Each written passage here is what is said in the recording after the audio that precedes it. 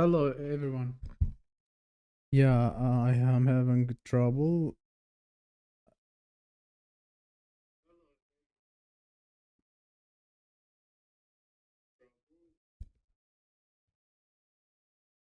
Hello. Uh-huh. I cannot see the chat. Just a second. Okay.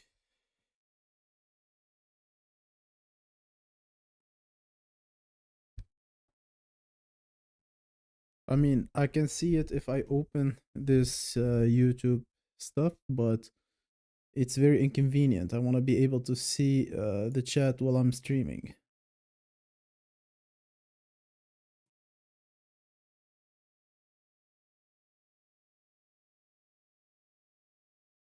The life, it's not over, it began. Well, it's probably over before it began.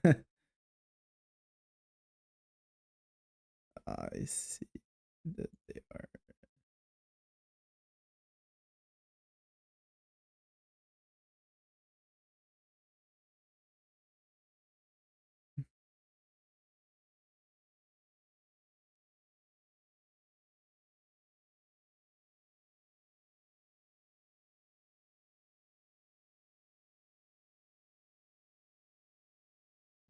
Open studio. Okay, I can see the comments here. Can you hear me fine, guys? How is the quality of the sound?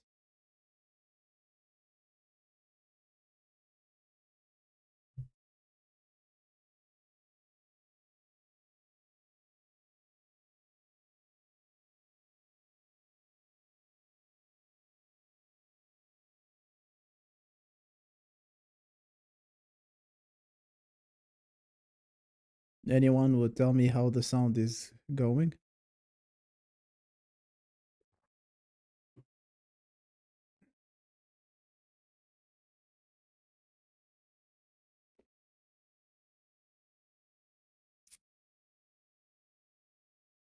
Amari and Pilola and Angelo, the sound is good, okay. Is there, I don't have any idea. I'm just testing. Like, this is the new microphone, as you can check. I'm showing it to the camera. I'm checking like the settings. If you have any questions, you can go ahead, ask any questions. We can watch any video together.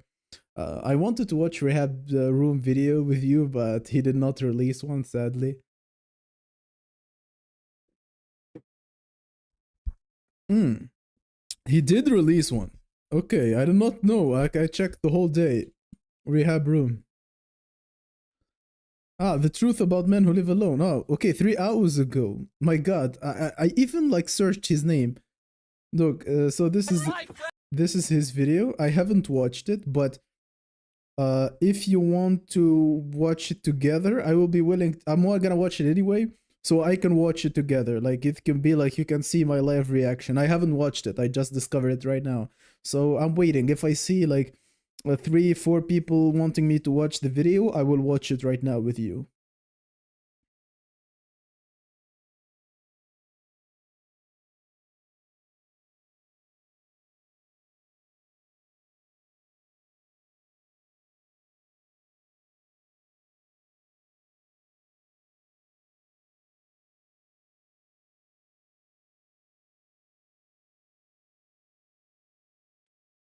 So, do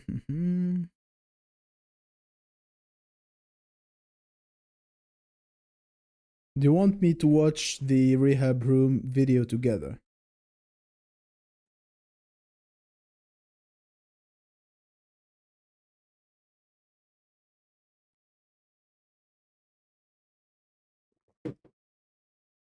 No, okay, I'm just gonna watch it. If you guys want to see my reaction, you're welcome. I honestly didn't know he released an. Okay, let's start. From Xbox. Why weren't you answering me? Because I didn't have my phone on me. We were playing Xbox, bro. That's my friend from Xbox. Can you please just leave me alone? Why does he have no pants on? So recently, this video has gone viral. The truth about men who live alone without a girlfriend. I mean, the delusion is insane, bro. There is an issue that is not addressed. Issue of loneliness. And instead of addressing the issue and the reasons behind it, what do? They glorify it, causing even more suffering. I mean, I did not check, like, I did not understand the initial video. Was it like, was he cheating? Like, is this like a guy or something? I did not get the situation very well, but yeah, we're gonna see. Because there is a lot of that noise going around recently. The narrative of, oh bro, just go through the ringer alone. People who actually glorify suffering and loneliness. Strong mindset, winner mindset, stoic mindset. Zillions of these mindset combinations. The truth about men who live alone, without a girlfriend. Ever wonder what it's like for a man who chooses to live alone, not out of necessity, but because he truly wants to? I mean, okay, I paused at the same time at the rehab room out of necessity, but no man is doing that. It's literally everyone is doing it out of necessity. I don't see a lot of men wanting to live alone on their own. Gay dude was cheating on his wife. I mean, he called his wife bro. I mean, that's pretty gay, to be honest. Yeah. For the vast majority, it is a forced choice. They just try to think that it is a choice to feel better about themselves. I mean, for a few select people, sure, it is a choice, but for... I smile every time I see Bob's head. Like, he's... Poor guy, I mean, but he became a meme, but... I mean, he kinda did it himself to himself. Like, he did it to himself. For the vast majority, it is not. Let's be real here, man. What kind of person genuinely chooses to go through life alone? In most cases, you will realize that it is the guy convincing himself that he chose that path. When I am 100% agreeing. I don't believe any normal man, anyone would pick living alone. It's never a choice. I don't think so. Even the guy like who is like a giga chat who can get all the women in the world, even if he lives alone, it's because he can get girls to come over when he wants and he gets them to leave, which is not the same loneliness, you see. If he wants to live alone, but he's gonna have people come over or he's gonna meet the girls there, so it does not count, right? But I do not believe that anyone chooses the seclusion. And if you do, you actually have a mental condition. It is a mental condition. There is no way you would want to live alone. I lived alone for a lot of years. Like, I would not say a word to another human beings for 2-3 weeks, and that would drive me crazy. Like, it drives people crazy. I would just go out on the street to talk to the people in the shops, like to the bakeries. I would go to the gym and try to strike conversations with random people because of how silent I was the whole time. And that was like only for a couple of years. If someone goes through like 20 years of loneliness, of course he's going to end up crazy. You cannot survive this as a human. And as a, not like, I wouldn't want, this is not me projecting on other people. I think it's the same for all the humans. There is no human ever who could like just be like, okay, I'm happy being alone. Just let me fix my chair. I'm happy being alone and I can be with other people and I choose to be alone. That's ridiculous.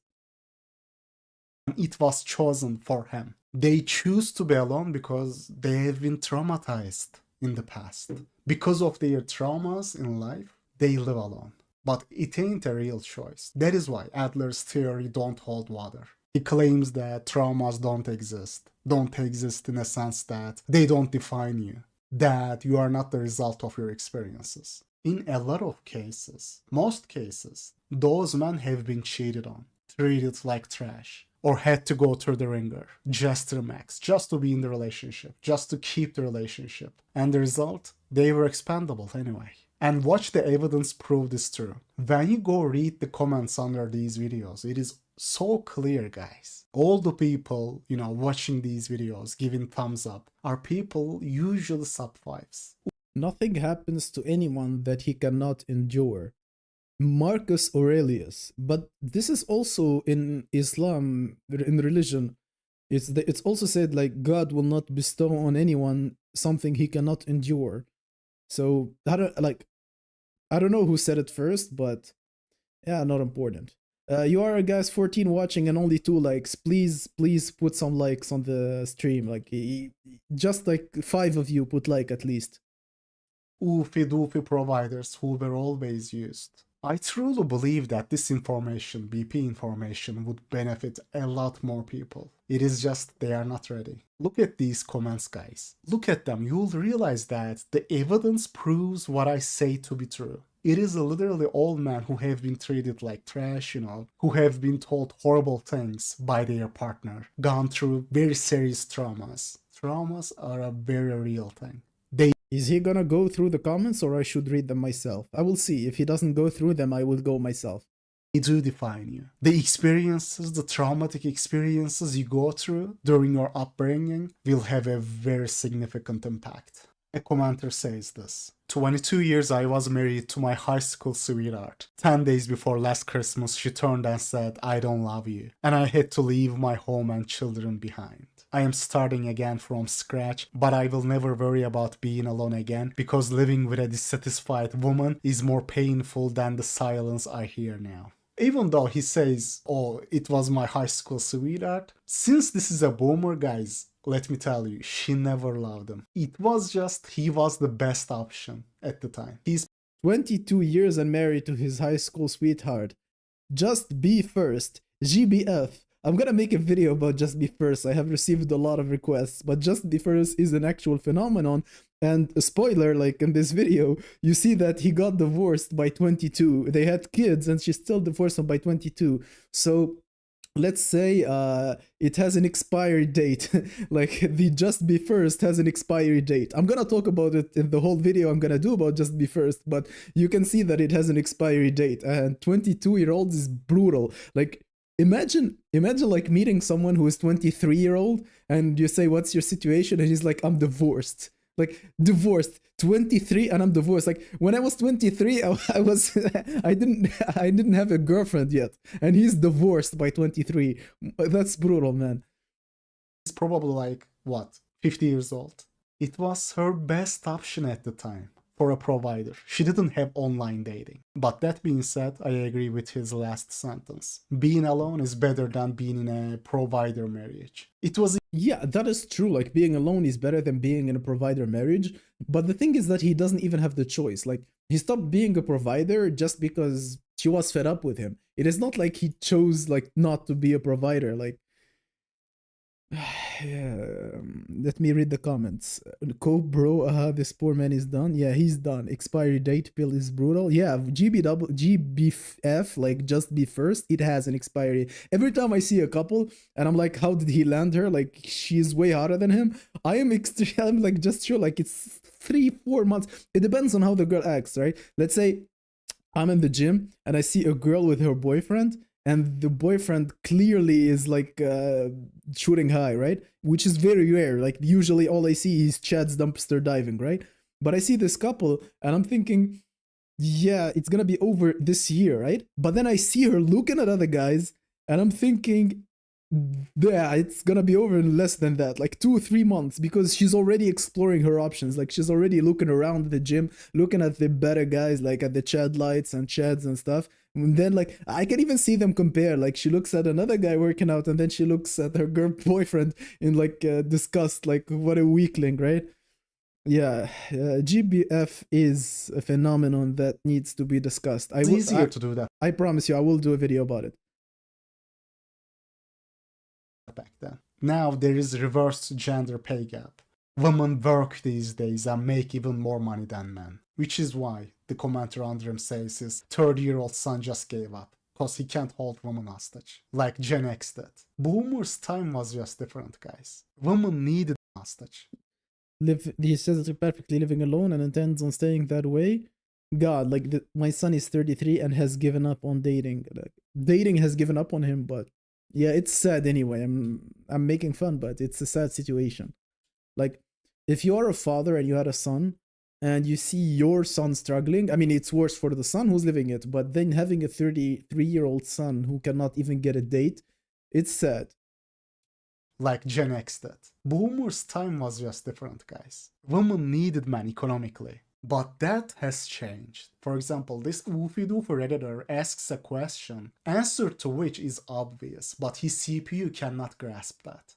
How is a man supposed to provide on a single salary? That is the entire point, bro. to make your wife work as well, so that she doesn't need you financially, so the elite can keep her on their payroll. Because if she is getting bossed around by another man who's not her husband, instinctually that marriage will take a hit, a major hit. The order It's not a major hit, it's a definitive hit. Like, it's a definitive hit, like it's over.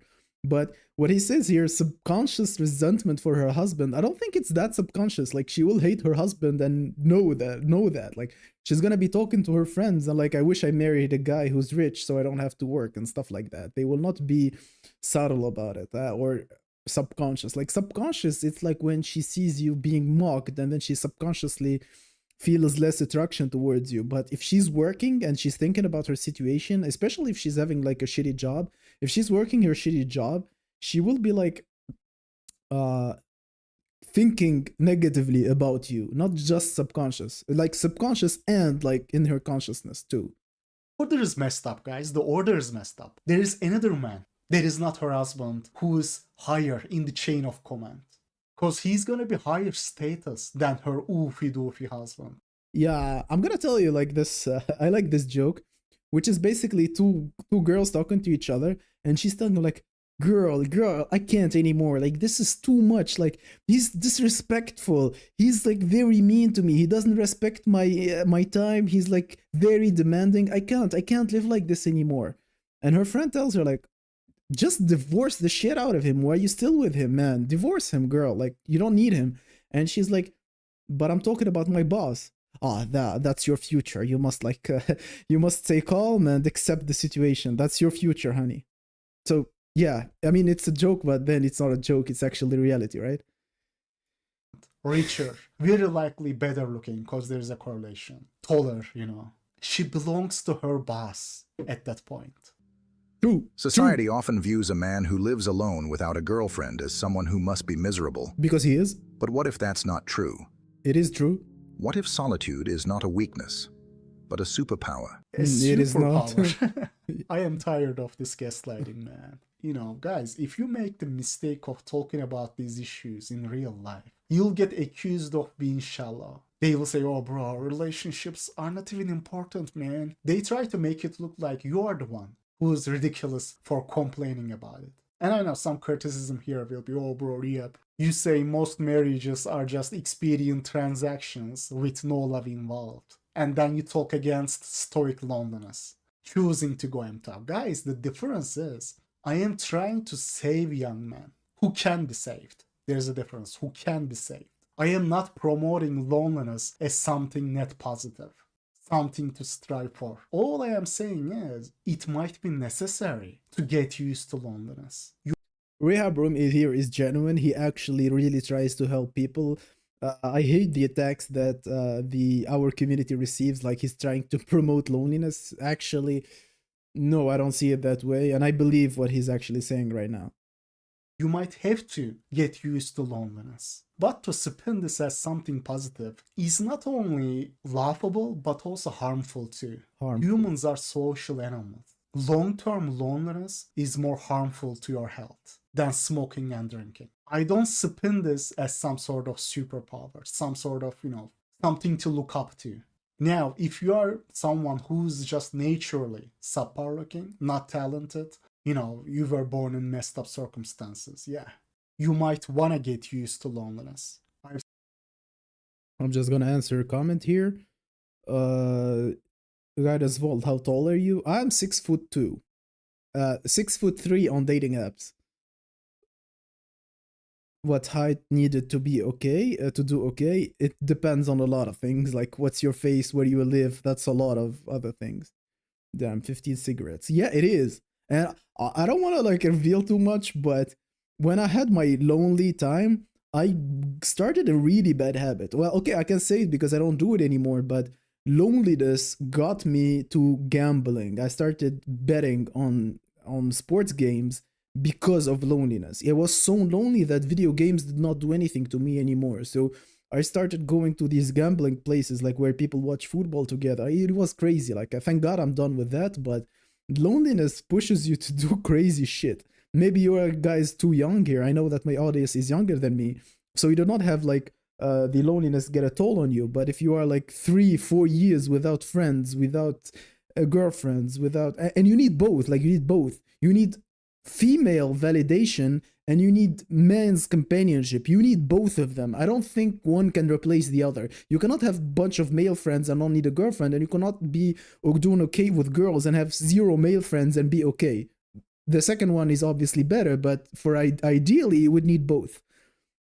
Okay, I'm gonna go back to the video. I see 27 viewers and only 7 likes. Guys, please, 5 more likes. Make it, it's just 1 click. Just click like and let's continue. I've said this before. It is an important trait to be able to get used to it. But that shouldn't be the goal. It ain't a good life to live, bro. Greatest minds, philosophers, warriors, and visionaries have spent long periods of time in solitude.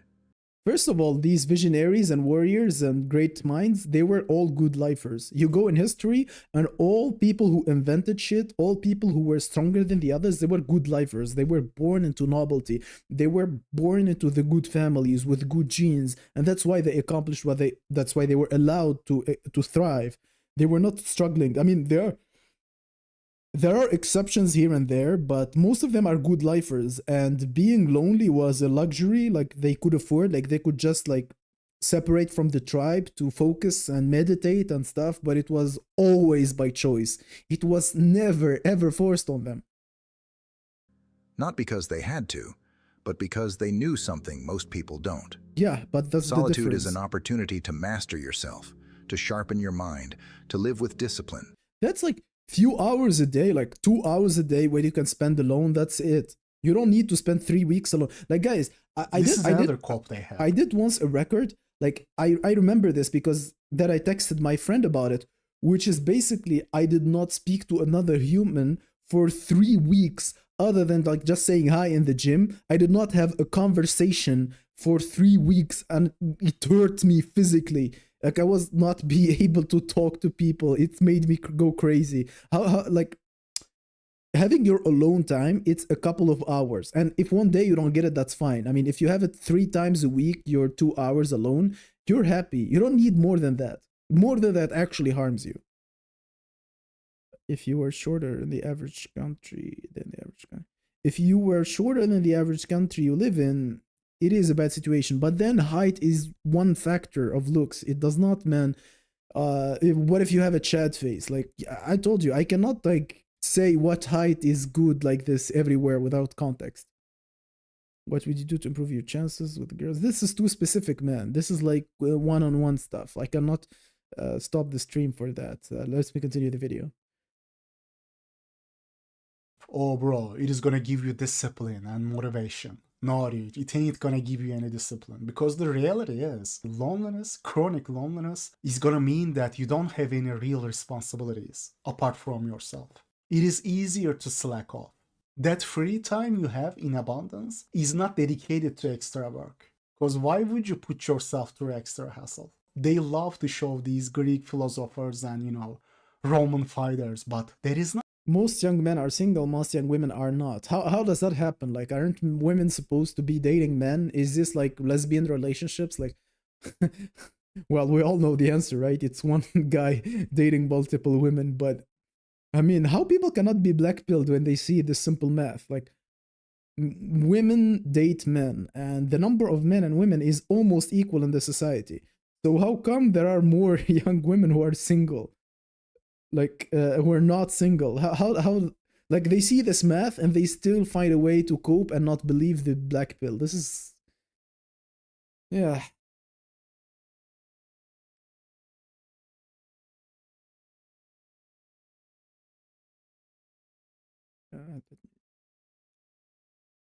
Not the reality for the modern lonely man living paycheck to paycheck. They are not Greek philosophers, Roman emperors with high IQ, working a meaningless job, just drinking alone to sleep.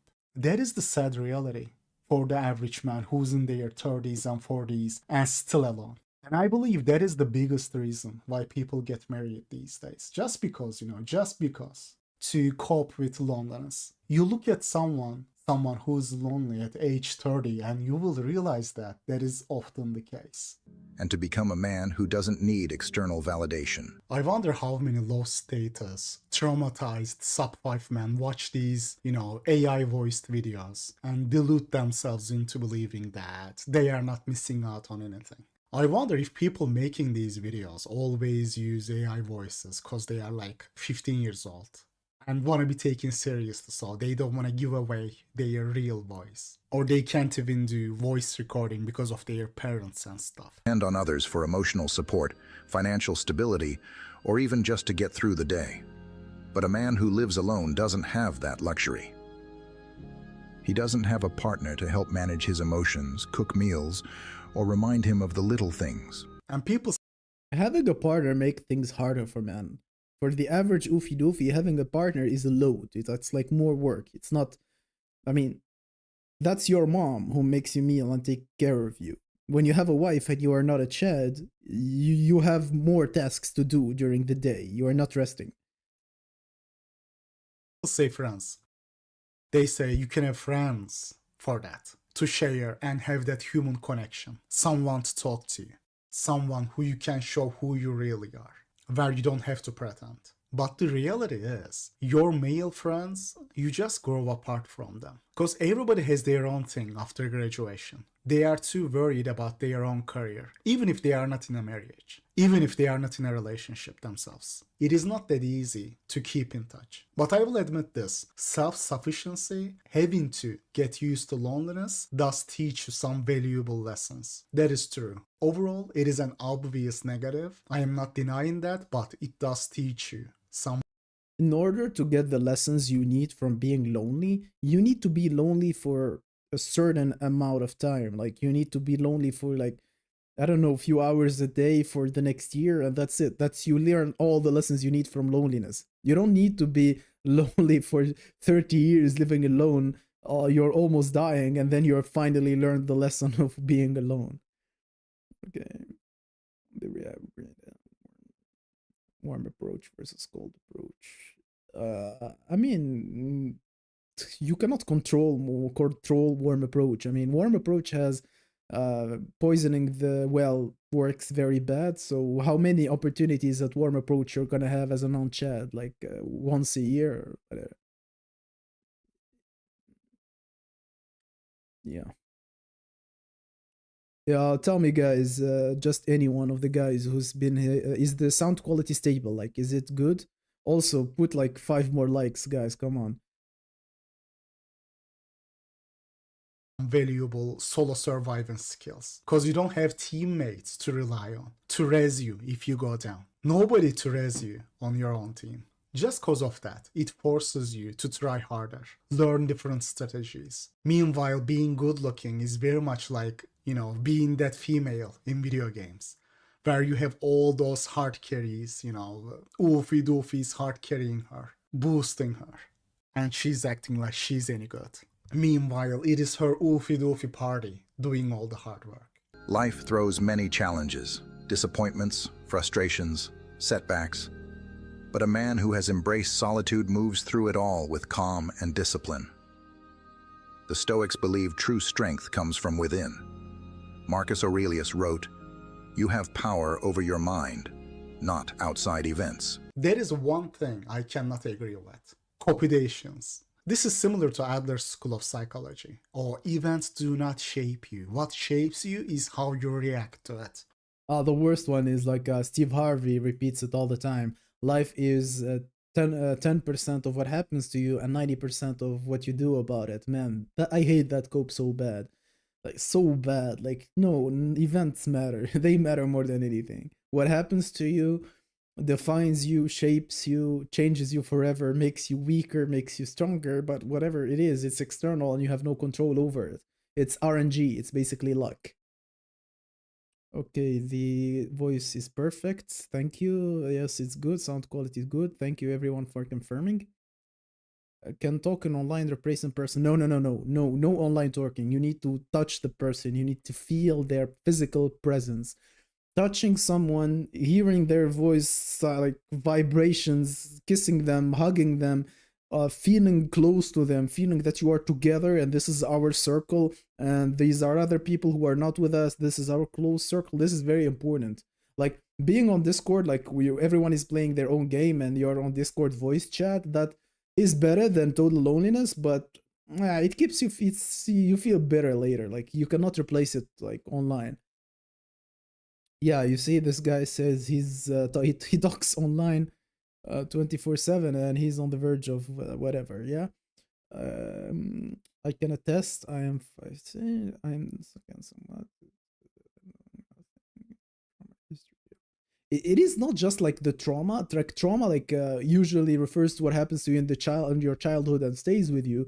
It's not just that. It's like if a girl rejects you and you feel bad because of the rejection, or you apply for a job and you don't get it, or someone promises you something and then does not deliver. The feeling of disappointment cannot be alleviated by me explaining the situation to you and you, like, with the power of meditation, just push away the negative thought. That is not how it works. The human brain does not work that way. And if you are capable of such thing, then you have a very specific mental situation going on that we cannot ask everybody to do it. Like we cannot tell everyone like, hey, you see all your problems that are real, just stop thinking about them and now you're doing good. Like no, even like when something bad happens to me, like listen guys, I approached a girl in the gym yesterday and she was telling me like she had a boyfriend. And do you know why I did not feel bad? Like I forgot about the rejection right away, just because I'm already talking to other girls who are into me. So I just like invited another girl to do something else, or like I saw another girl laughing at me. So that was my only way to feel better about the rejection that happened. Most guys do not have that. Most guys approach one girl, she rejects them, and it's the end of the world. If they go to another girl, she's gonna reject them too. And now they have 2 rejections. Now they feel even more worthless. So yeah. Negative reinforcement, I'm talking like when you say trauma, you're talking about what happened to you in your childhood and the negative feedback loop. I'm talking about even stuff that happened to you today. Like if you are in a bad mood today because of something negative that happened to you, I cannot talk to you into just becoming in a better mood. It's not how it works at all. What AMS said, do I agree? If it was 15 years ago, I would agree, but AMS is now kind of old school. He's stuck in the past. Whatever he does only works with girls that he exceeds. Like he is an 8. Like I consider AMS is an 8. He's a very attractive, tall, strong man. I don't underrate ethnics like most people do. Like he's tall, he's rich, he's like famous. And he's going with girls that are like four. I saw, like, I was on his Patreon and I see the girls he's dating like 3 out of 10s and 4 out of 10s. So I don't think that his advice will apply when you're actually talking with girls you're actually interested in, girls who have options. Like girls who have options are the girls you should be like striving to get, right? I mean, if you're in the dating game, if you're gonna go to the girls that do not have options, then game do not matter anyway. AMS, alpha male strategy. I mean, you should know who he is. He's one of the pioneers of the red pill. Like he was a dating coach, and actually he was the first one I actually watched as a red pill. AMS 6 out of 10 facially, maybe 6.5. If a girl is into black men, I think she would rate him even more. I said his SMV is 8. The dude is 6'5". He's filthy rich and he's famous. And you want to say that because of his face is 6 out of 5, that's his SMV? No, his SMV is very high. Like higher than what his face is. The dude is famous. Like when he goes to a restaurant, he has other people pay for his table because they recognize him. He has like a huge Patreon following. He's tall. He's tall as fuck. He's huge. But I mean, well, face is not the only metric in SMV, right? Like, fame is something. I mean, yeah. How you choose to perceive and respond to that event. Guys, outside events have a determining factor on who you are. especially during your formative years. The feedback you get from people. A child who grew up with positive reinforcement, who have found success, will have a lot more positive mindset than sub 5 kids who did not. To suggest that you have an advantage for being alone and putting up with bullshit all alone in your sub 5 life is just prime example of delusion and gaslighting. Delusion if you tell that to yourself, and gaslighting if others tell you that. You gotta be honest and truthful with people. That is interesting. So what you say to yourself is delusion when other people tell you that. That's gaslighting. So basically, we can change the definition of gaslighting, and it's trying to convince, trying to induce delusion into another person. That would be gaslighting. Well, that's actually what it is, so it makes sense. Status is good status. All status is good status. Like, no, there is negative status, definitely. Girls don't fixate on face as long as you're not ugly. I mean, what you're talking about? AMS is 6'5". Are you really gonna ignore that advantage?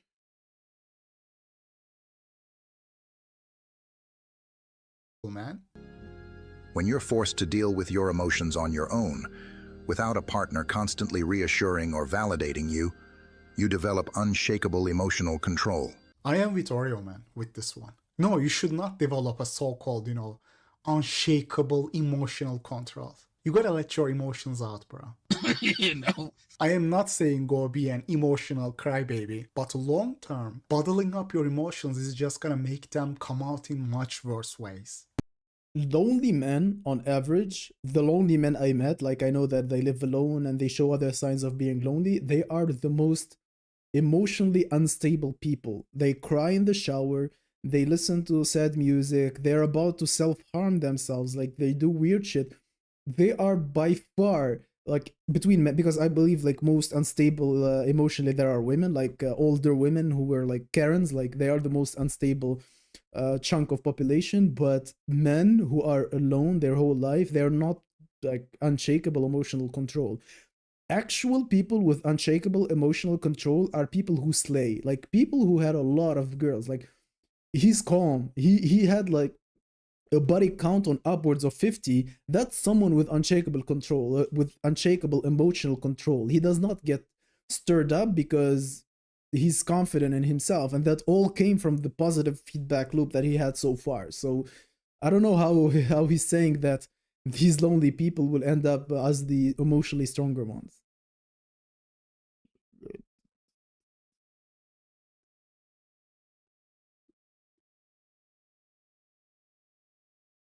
In today's world, most people are trapped in debt, toxic relationships, jobs they hate, or lifestyles that drain them. But the man who lives alone enjoys something rare. Except a man who is without a girlfriend is also trapped in this life. Unless he's a good lifer born to wealth, he will have to go through this life having to work a job that he has to tolerate. Then he will get into that if he doesn't want to pay rent forever. Everything applies to lonely men as well. The 99% of men who live alone without a girlfriend are not nomads living in a shed with no internet and stuff. We have to work jobs we don't like, and all the other bullshit we have to deal with. None of that changes, bro. The only difference is we go through it alone. Most people drift through life, chasing external pleasures and distractions, relationships, money, status, thinking that happiness comes from these things. But a man who lives alone, who has embraced solitude, turns inward. Here is my small disclaimer about how I think happiness is. I don't think these things like money and girls will get you to be happy automatically, but these are things you need to check from your life. Like, if your life was like a Sims and you had like these bars, you need to fill them like with food, sleep, work, money, friends, stuff like that. And then when you finally accomplish all that, you will have free time and free will, and now you can do what makes you happy. Whether it's playing video games, whether it's exploring, whether it's traveling, like, you finish everything else, and now you can do what makes you happy. So getting rich, why do I want money, right? Why do I want to get rich? Will money make me happy? No. But what I can do with money will allow me to be free to then do with that money or without that money, with the time, with the freedom I have, I can look for what actually makes me happy. So I don't see how this is a bad thing that you get money and stuff. Yes, yeah, it gets you pleasure, not happiness, but that pleasure is indicative that you have needs that are met. And now that all your needs are met, you can actually now focus on what makes you happy. Sorry, this is Cope. I don't know what you're talking about.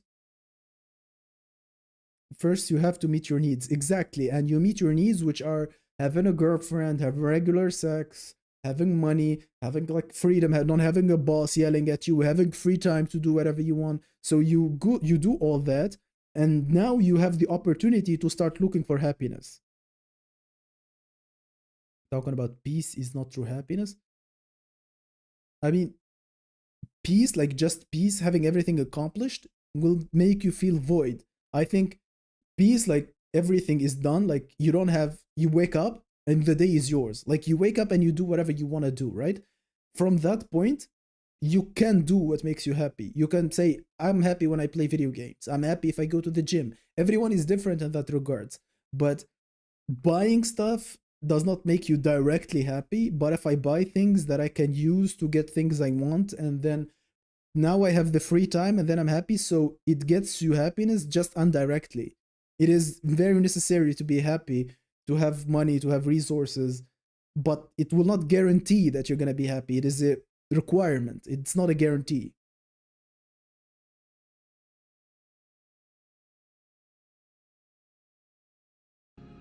He finds his true sense of purpose.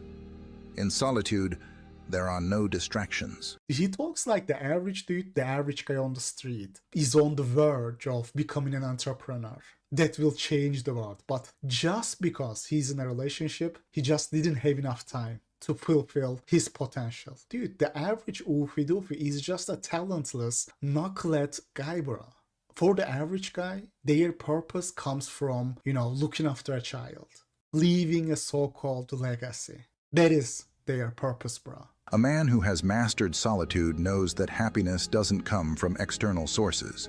Happiness does come from external sources. That is exactly why looks are so important. If it didn't come from external sources, if you really believe that, then you shouldn't bother with looks. What are the two things in I have often wondered how it is that every man loves himself more than the rest of men, but yet sets less value on his own opinion of himself than the opinion of others. Well, this irony is very well pointed by this Marcus Aurelius guy. Except for the life that matter the most? What people are after the most? Money and looks. That alone is the proof that happiness does come from external sources. Humans instinctively compare themselves to others. Our mental state and happiness come from external events. I agree with the conclusion, but I don't agree with how he got there. So the conclusion is that happiness comes from external stuff, right? That's the conclusion. And I agree 100%. But that's not how I think it is. It's not because my opinion is related to other people's opinion. No, because when I have these external resources, which are female validations, which are the money, which are the nice food I get, which get the nice bed I can sleep on, these things do not like make me happy. They make me happy, but not like eternal happiness. Like they give me pleasure. But if I do not have them, I am feeling pain or annoyance and I cannot focus on being happy. So let's say I'm happy if I go fishing, right? But then I have to buy the fishing equipment and I need money, so I go work. Imagine if I just got money, like people gave me money, and now I can just go fish. Of course, I will be happier. So the external had allowed me to be happy. That's how I think the process goes. But the conclusion is the same. Like you cannot just want to be happy so bad and now you're happy because you believed in it so hard. Like it does not manifest from within, as these philosophers or psychologists or whatever say. Like you think that you want to be happy and then you suddenly become happy.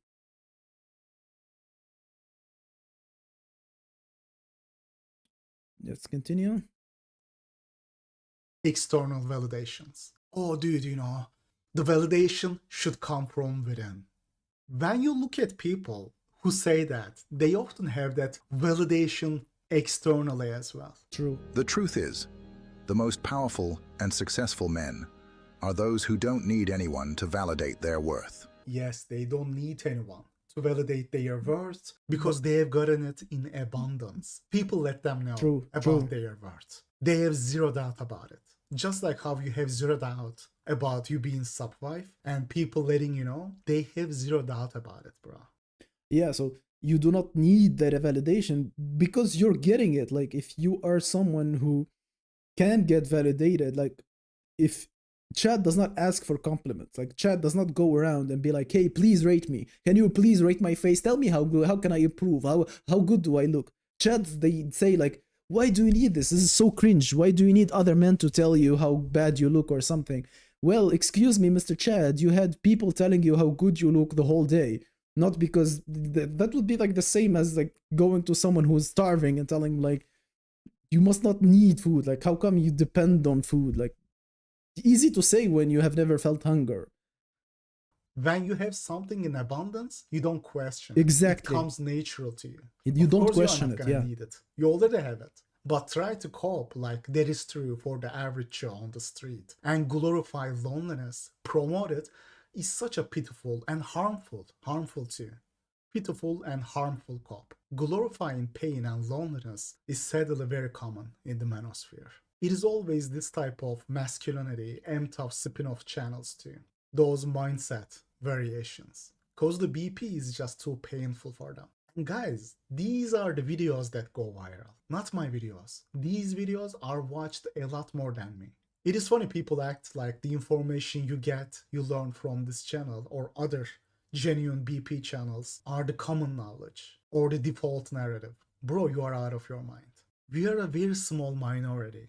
Even though, yeah, Looksmaxx somehow went semi-popular among Zoomers, even that is not the common knowledge. And let me say this too, Looksmaxxing community is filled with scammers. Influencers scamming insecure teens to make a buck.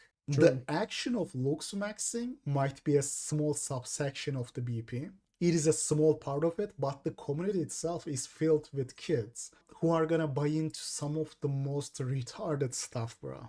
Just because they are told that they can turn into Chad by doing something. They want to cling on to their delusions so hard. They don't even question anything. I am telling you guys, like, if you were to told them, oh bro, your problem is that meat just wasn't raw enough. I don't know, like how like this guy has his like his nose like this is pointier, he has hunter eyes here, he doesn't. He's squinting, maybe like squinting can do this, okay, like this is explained. He healed his acne. His lip is somehow are more aligned under his face. I think this is photoshopped. Like he squinted here and like he healed his skin. Maybe like gained some muscle on his neck to pull the skin like bit and grew old. Like this is not definitely not 27 days, right? This is like 3 years like transformation. Like he was here like 14, 15 with acne, and now he's like 18 with like steroids and stuff like this. But I still think it's Photoshop. I'm not specialist in this, but I still think like this is Photoshop. But yeah, like the internet is full of scammers in this way. Like it's like just yeah, this was puberty. Yeah, but then I mean, does puberty change his nose? Like does like I don't think puberty makes your nose pointier.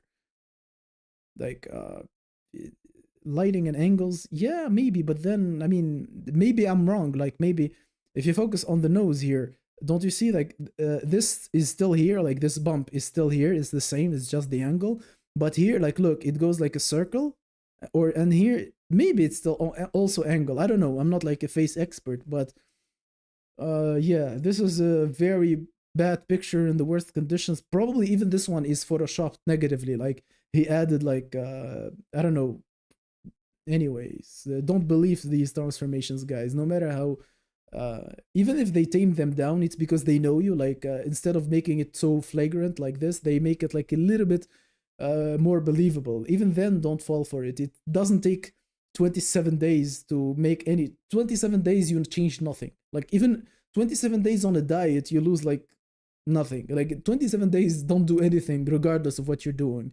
Even if you do a surgery, it takes 27, it takes like few months to start to see the results, unless maybe it's like a liposuction or like no surgery. But the animal is still not breathing the moment you take your first bite, it isn't raw enough. There goes the 95% of the nutrients. Bro, if you tell them that, by the way, they might be telling them that. At this point, nothing coming from these guys would surprise me. Considering all the insane stuff I have seen them say, it wouldn't surprise me if they say, oh bro, you know, that raw meat just wasn't raw enough because the animal wasn't breathing when you took your first bite.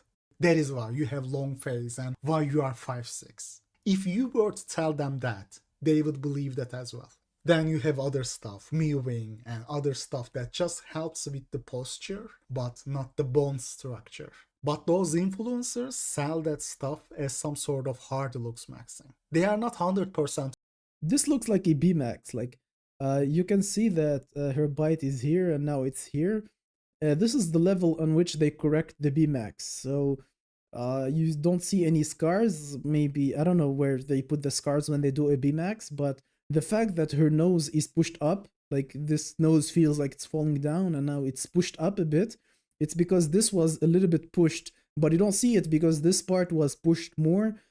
I think this is B-Max. Like, I cannot see any other way how this could happen. Maybe I'm wrong again. This is just a guess.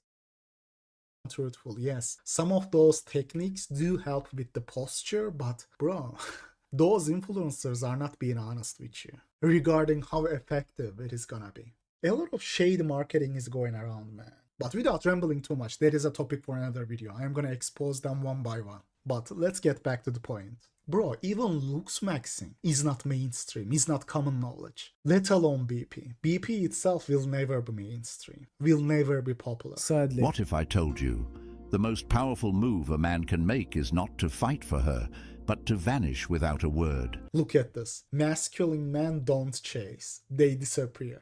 Dark Psychology 101. And look at the thumbnail, guys. Look at the thumbnail. Always a crying hot girl picture in the thumbnail. Something they have in common with MTOV. Signature MTOV move, man. Oh, bro, you know, she will regret this. She rejected you. But since you disappear, she will see them. When you go MTOV, she will see them. Bro, nobody cares. This is a girl who rejects you, like the brutal rejection of a sub 5 when she dismisses you right away, I guarantee you she does not remember you.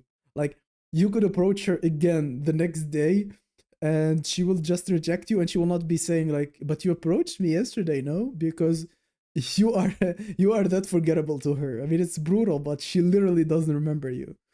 Okay, 32 guys are watching. Only half of you have done likes, have put likes. Please, like, okay, get me like to 20 likes before we finish the video, right? At least like, come on guys. The guys who just joined, you can click the like button. It takes a few seconds, come on. This is another laughable video. No argument, no begging, no closure, just gone.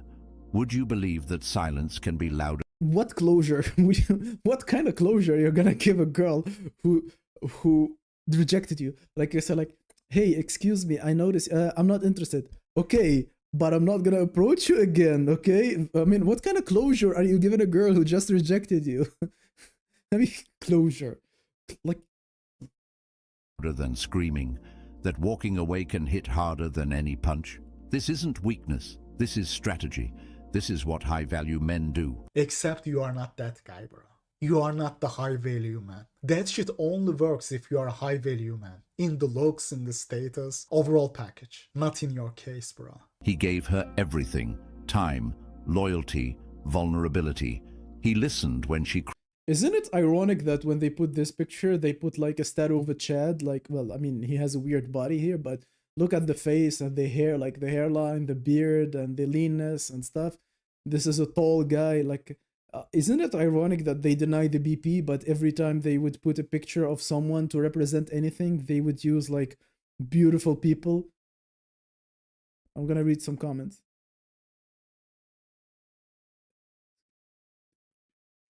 Do you think most people should do therapy? No, I think therapy is a luxury. It is overrated. It is not, I don't know, it's not McDonald's where you just go to therapy like that. It could be beneficial for the right people in the right conditions, but I do not recommend therapy like I would recommend, I don't know, drinking water and sleeping well. it is not necessary to go to therapy to be, it's not a prerequisite to have relationships with people. I mean, you're supposed to grow up fine. The fact that therapy has become very mainstream, it's indicative that society is fucked up, because you mess up with every metric the society has, and now it's the norm to go to therapy. No, I mean, you go to therapy to deal with the problems that are caused by society. Why wouldn't we structure society not to cause those problems in the first place? Like, I mean, if you need therapy and you see results from it, maybe, yeah, but I'm against recommending therapy to everyone like that.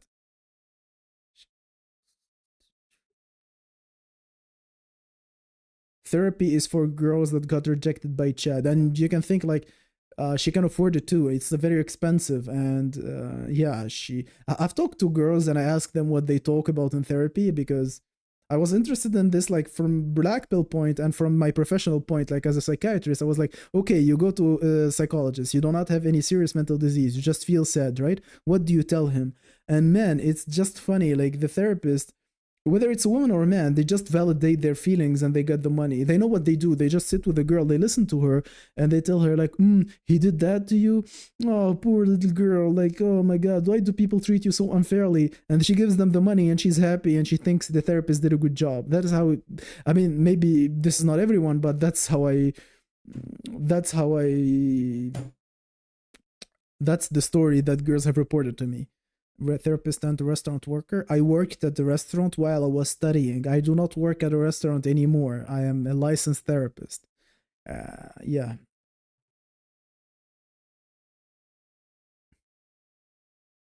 Cried, showed up when she called, forgave when she disrespected. He gave her everything. This sounds like the average dude in a relationship. He was the one trying harder, giving, not receiving, cause she knows she can get into another relationship easily. Him, what he knows is, he knows he will go back to hammer-hand videos. That is why he gave her everything. I mean, at least he admits it. Cause high-value men... Richard Cooper makes like few good tweets like this, like women fall in love with you when they're doing things for you, not the other way around. That does sink in.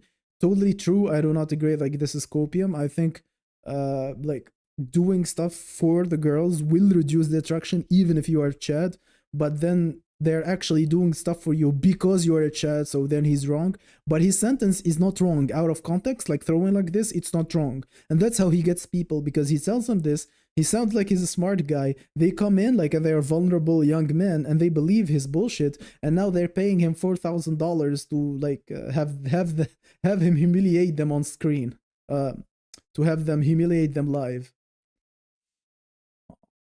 All those guys watch black pill videos in secret. You just gooned. I mean, please don't goon here, man. Like, or like clean your desk or whatever. Can you be my therapist? I'm gonna do one-on-one in the future, but not now. I still need to work on my videos. And don't give everything. They take everything. Just from this section alone, just from his own example, you can tell what kind of man people LARPing as high value men are. You are not high value, bro. High value men don't give everything. They take everything. True. This is like a situation that this is an actual conversation that I had with a girl you might find interesting. So the girl was telling me like, a man should do this. Usually a man does this, you know, when she's trying to get you to do stuff for her. And I'm like, yeah, usually men do that. I don't do that. Like, I mean, she's like, what? You're not regular man, like you're special? And I was like, okay, let's say I'm not special. I'm not special? Okay, I'm not special. So if I'm not special, why should I treat a girl who do not consider me special in any special way? How does this work? And the girl like just like she could not answer. Like I don't remember how she coped, but she ratted, like she roached out of the question because she could not answer it. Like, okay, so I'm not special to you. You are telling me that I'm not someone special. So why would I be doing this stuff for you? This is not how it's supposed to work, right? And when you start logicking like this, it plays like, which would be the one doing conversation. Look, all the questions on the one-on-one. I'm not gonna be grifting. I'm not gonna be lying to you. If your face is, if you're cooked, I'm gonna tell you, bro, it's over for you. So I'm not gonna be lie. It's gonna be around like 30 minutes. I'm not sure about the price yet. So don't ask me about like details I have not thought about yet, but in the future it will be available. Like when I will have like 1,000 subscribers and stuff, I will open like the accounts, and I will do one-on-one consultations where I would be able to advise people on their specific situation. Then you can tell me your exact height, everything. So then we can talk, because then I will be able to tell you advice that will be useful to you. I cannot like have a stream like this and have someone ask me very, very specific question on him, and everyone else is like listening to something that's maybe not relatable to them. Also, I need way more details. Like if I'm gonna help someone with something, I'm gonna need to know a lot about them, not to invade his privacy, but I really need to know how he looks like, his experience with girls, how he grew up, his parents, everything. I cannot just be like, what's your height, your favorite ice cream, and then, okay, this advice, go like to the gym, and no, I'm not gonna be doing that. I haven't thought about this, guys. I mean, you just asked me, and I haven't. I want to do something that actually brings value to people. I don't want to be like, I don't know, like face rating, or like just giving people some random advice, like copy paste. Like when I paid for Wheat Waffle service, he gave me a face rating, and then like I paid for the $30 package, and the advice that he gave me, I noticed that it was just copy paste. Like he just copy paste about the same. If your SMV is the same range, like he gave me like a 6 or something, he has something that he just copy paste for the 6s. So if I'm a 6 and my cousin is a 6, we will just receive the same Looksmaxxing advice that we paid basically $25 for, because the face rating is 5. The other 25, they were for the specific advice, and then the advice was not specific at all.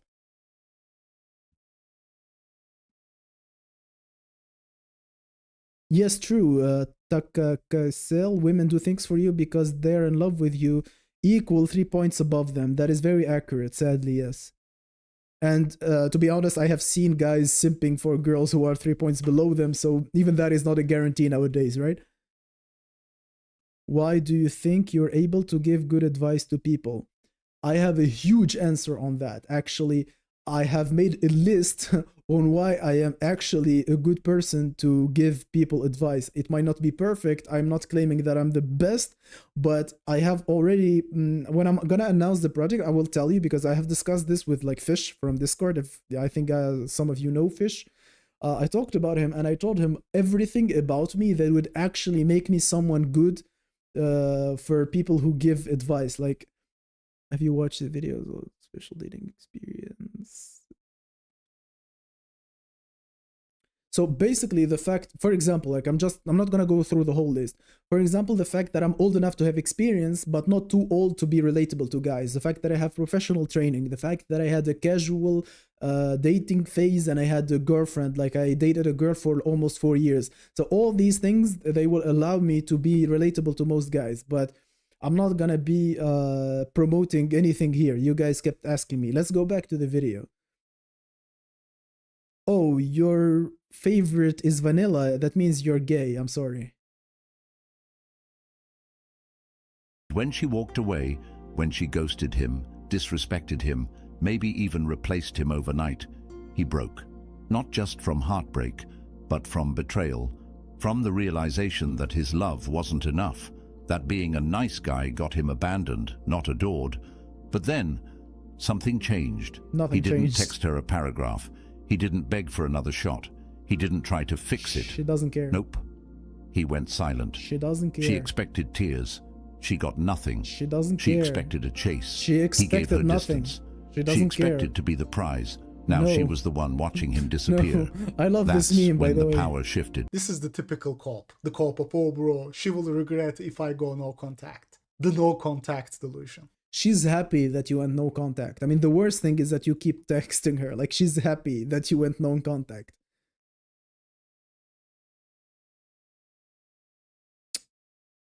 Do you think actually?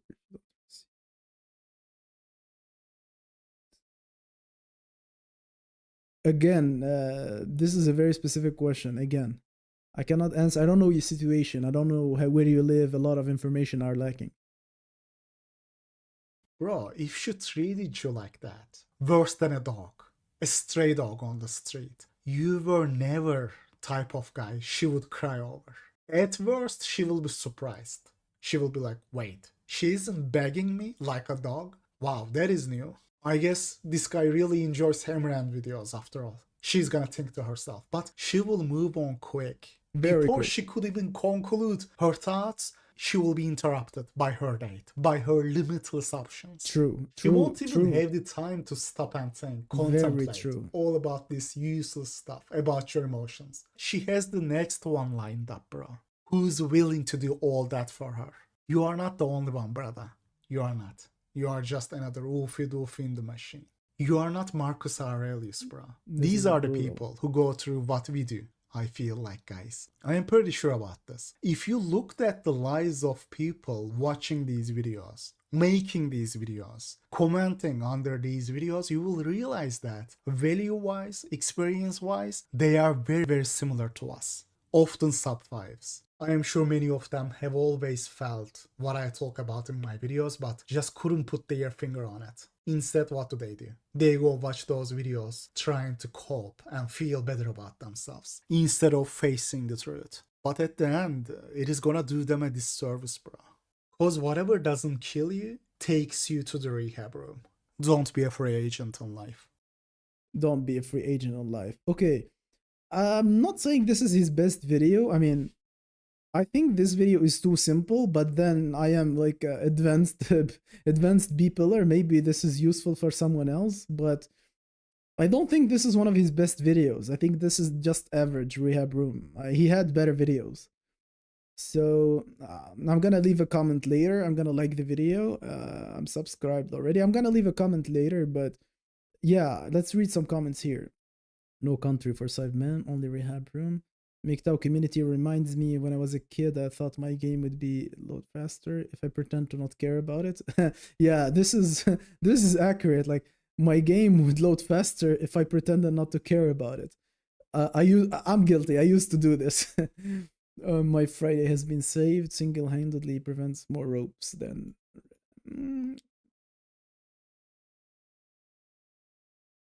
He saw that man was alone, and this was not good. Apparently, this is from the Bible. And I'm telling you, like, alone, in terms of, like, lonely, that is sad, automatically sad. There's no way you're happy.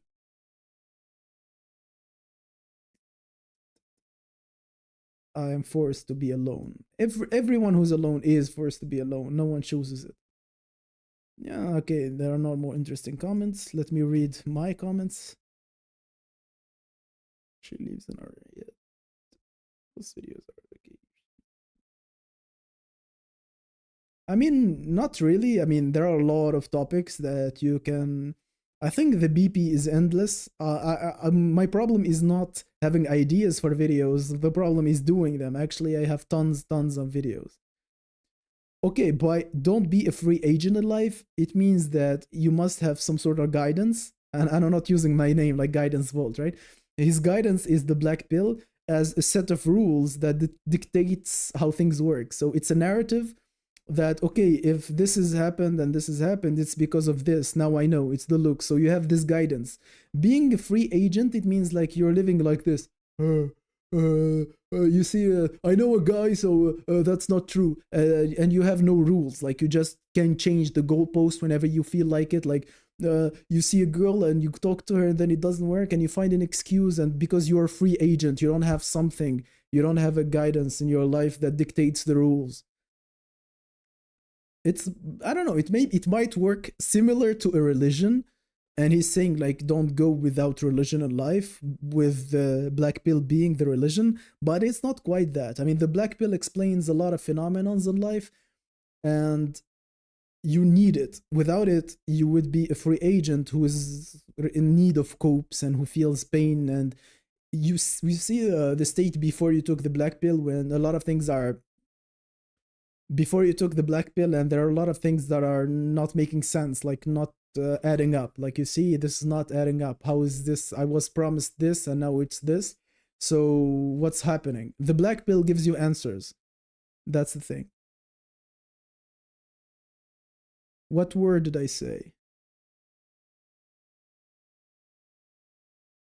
I mean, I might be wrong. That's how I understood it. Maybe I will ask Rehab Room to explain it maybe in his future, in his next video. I will ask him personally to, I will tell him like a lot of people have no clue what you mean when you say don't be a free agent in life. And he will maybe explain it. Yeah, I think anonymous member is true. It means having a healthy amount of skepticism and critical thinking, using black pill as a guide fundamental. Yeah, I think that is pretty good. Yeah, a nice one. Okay. Is there anything else you want to do, like another video you want to watch, like I don't know, let's say what is suggested, like I think like this guy, the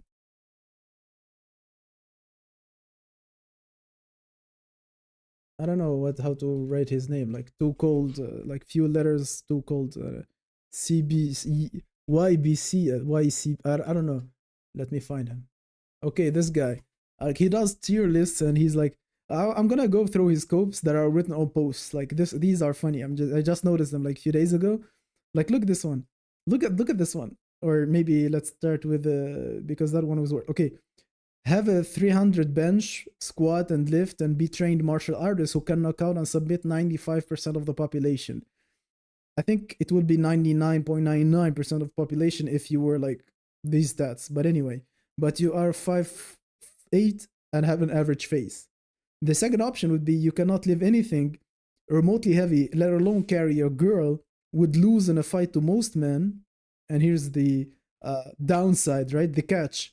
But you are a 6'4" with a Chad face. 6'4" Chad face. That is probably easy mode in life. That's the best thing you can get, right? I mean, anything more is better, but I mean, 6'4" and a Chad face, you're a happy man. Which one would you pick? And you cannot like pick a second one and say I will train, okay, which is very understandable. So I'm a reasonable man, and maybe I'm gonna do the poll in the chat, right? Which one should I pick, Chad, right? Okay, second option. Let's click on the second option. I agree, right?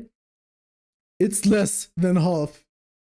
More men refuse to be Chad. They'd rather be 5'8" and have an average face rather than being 6'4" with a Chad face, just because they will be able to lift stuff. I mean, these stuff you can lift even like you just take steroids and you can lift these, but there is nothing you can do to be 6'4" and have a Chad face.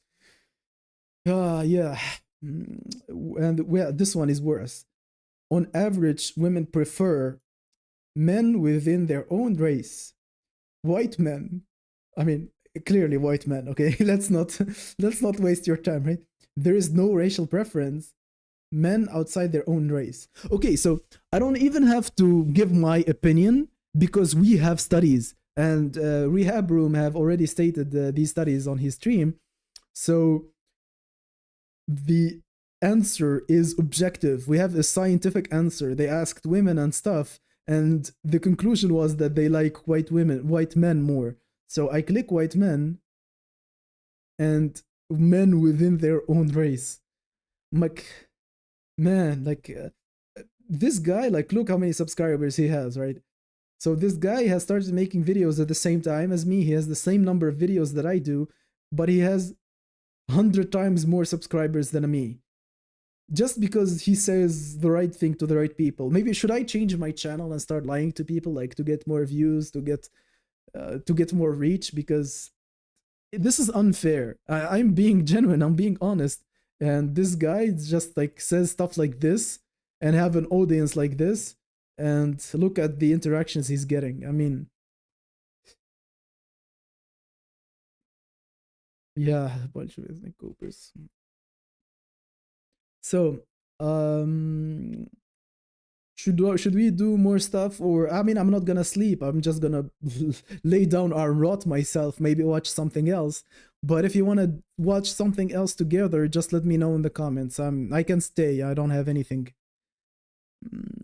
And you can also put, if you like, get me like, if you're gonna leave right now, like please put a like just before leaving. Like you're leaving anyway, just put a like and you can go do something else, or you can stay with us. You can put a like anyway.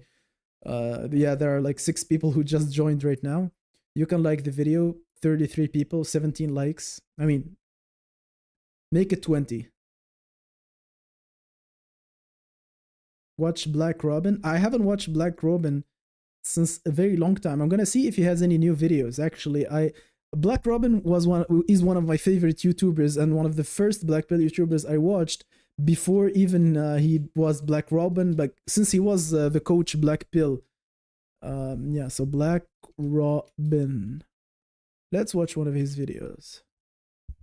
Man, okay, he has a video that is 1 month ago, and I haven't watched it because I haven't watched his videos for like 3 months. Videos lastest. This one is 4 days ago. The dangers of dating a foreign woman. This sounds interesting. It's 30 minutes. I mean, should we do a 30-minute video? I mean, okay, guys, while you decide whether we should do a 30-minute, 20-minute video, I'm gonna go to the bathroom while you decide if we should watch it or not. So I will be back in like 1 minute. I'm just gonna go to the bathroom fast and come back.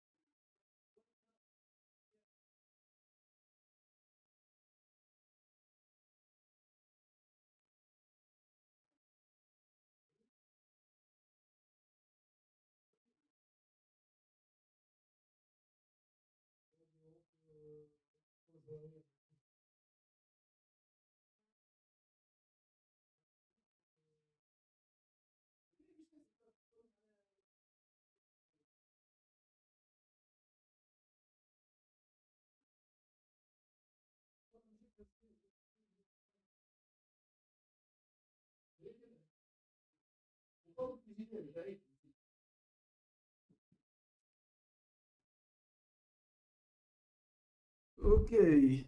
I'm happy. No one has left. Just let me put back my stuff. Left channel. And I'm back. Well, I'm very happy that no one has left. Actually, a lot of people have joined.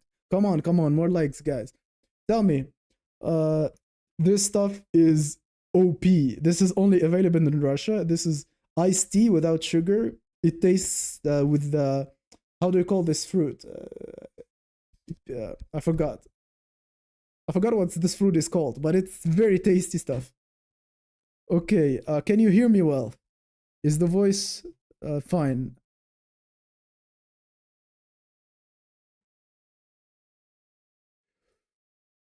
Peach, yes, it's with peach. I forgot the word.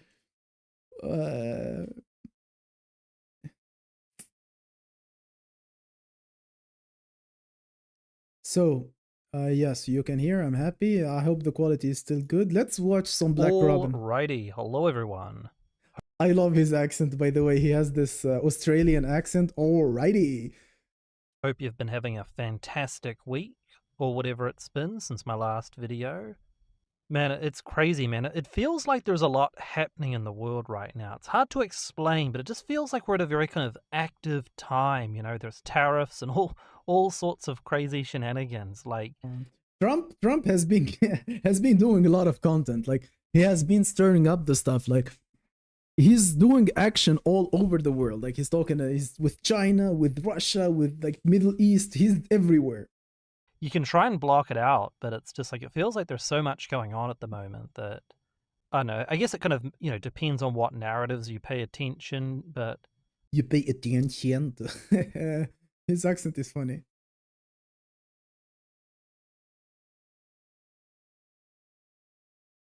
nonetheless, that's just how it feels. Speaking of news, actually, Vitali got arrested in the Philippines. Does everyone know who this guy is, Vitali? He's like a very famous prankster, or he was back in the day. I remember his video. This guy, Vitali, I don't know what he does. I just know that he was. I watched like some reaction to his. All Hmm,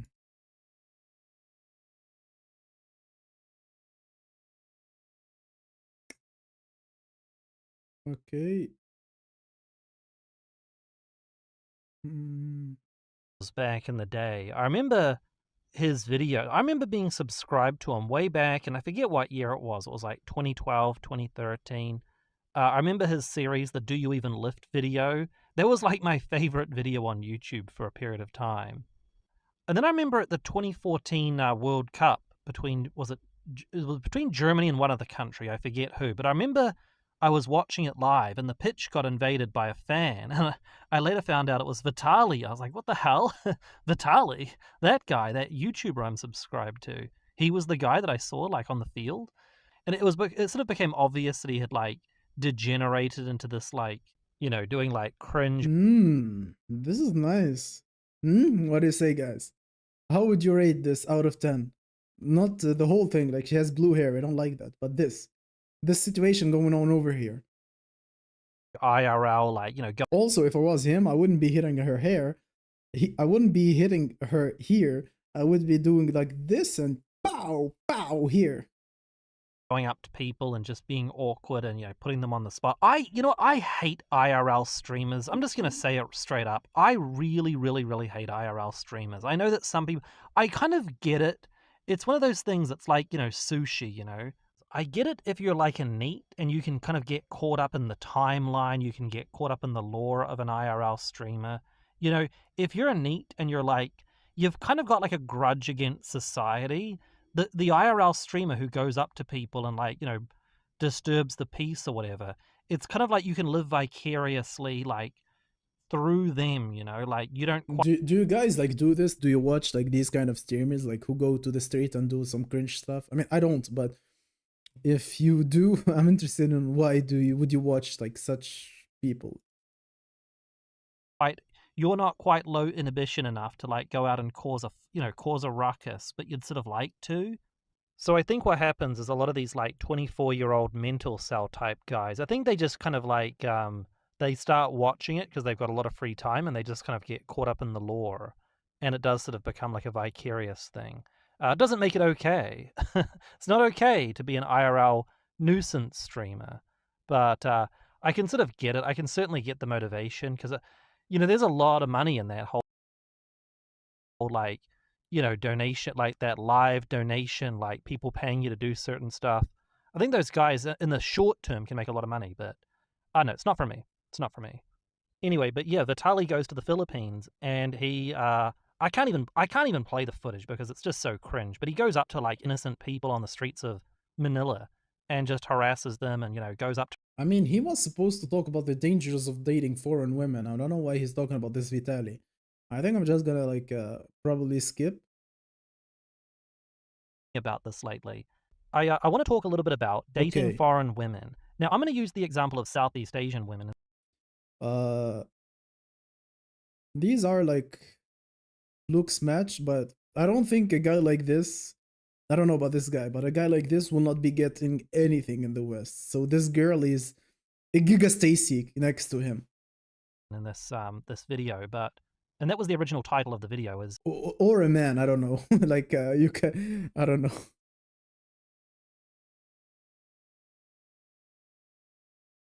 The dangers of Southeast Asian women. But then I realized this actually applies to a lot of different parts of the world. So this is going to be like a broad topic, okay? Now, some of you might be thinking, well, I'm not planning on dating foreign women. But you never know what you'll be doing in 20 years. So I think that this is important. And it's also really important to, okay, this is very hard to this is very hard to explain until you've spent time overseas.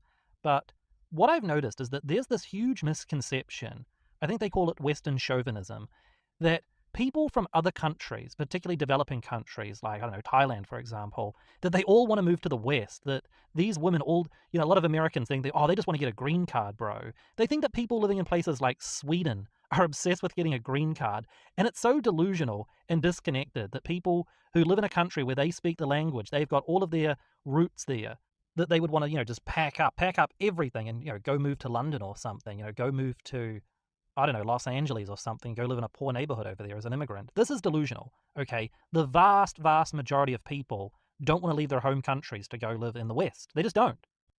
My God, this is dystopic. I mean, I'm guessing this is in USA because of the housing style, but I would be depressed if I lived here. Like, what is this? I mean, at this point, like, this is better than this. Like, this is Thailand, I'm guessing. I don't know, you can correct me if I'm wrong, but this looks like Thailand, right?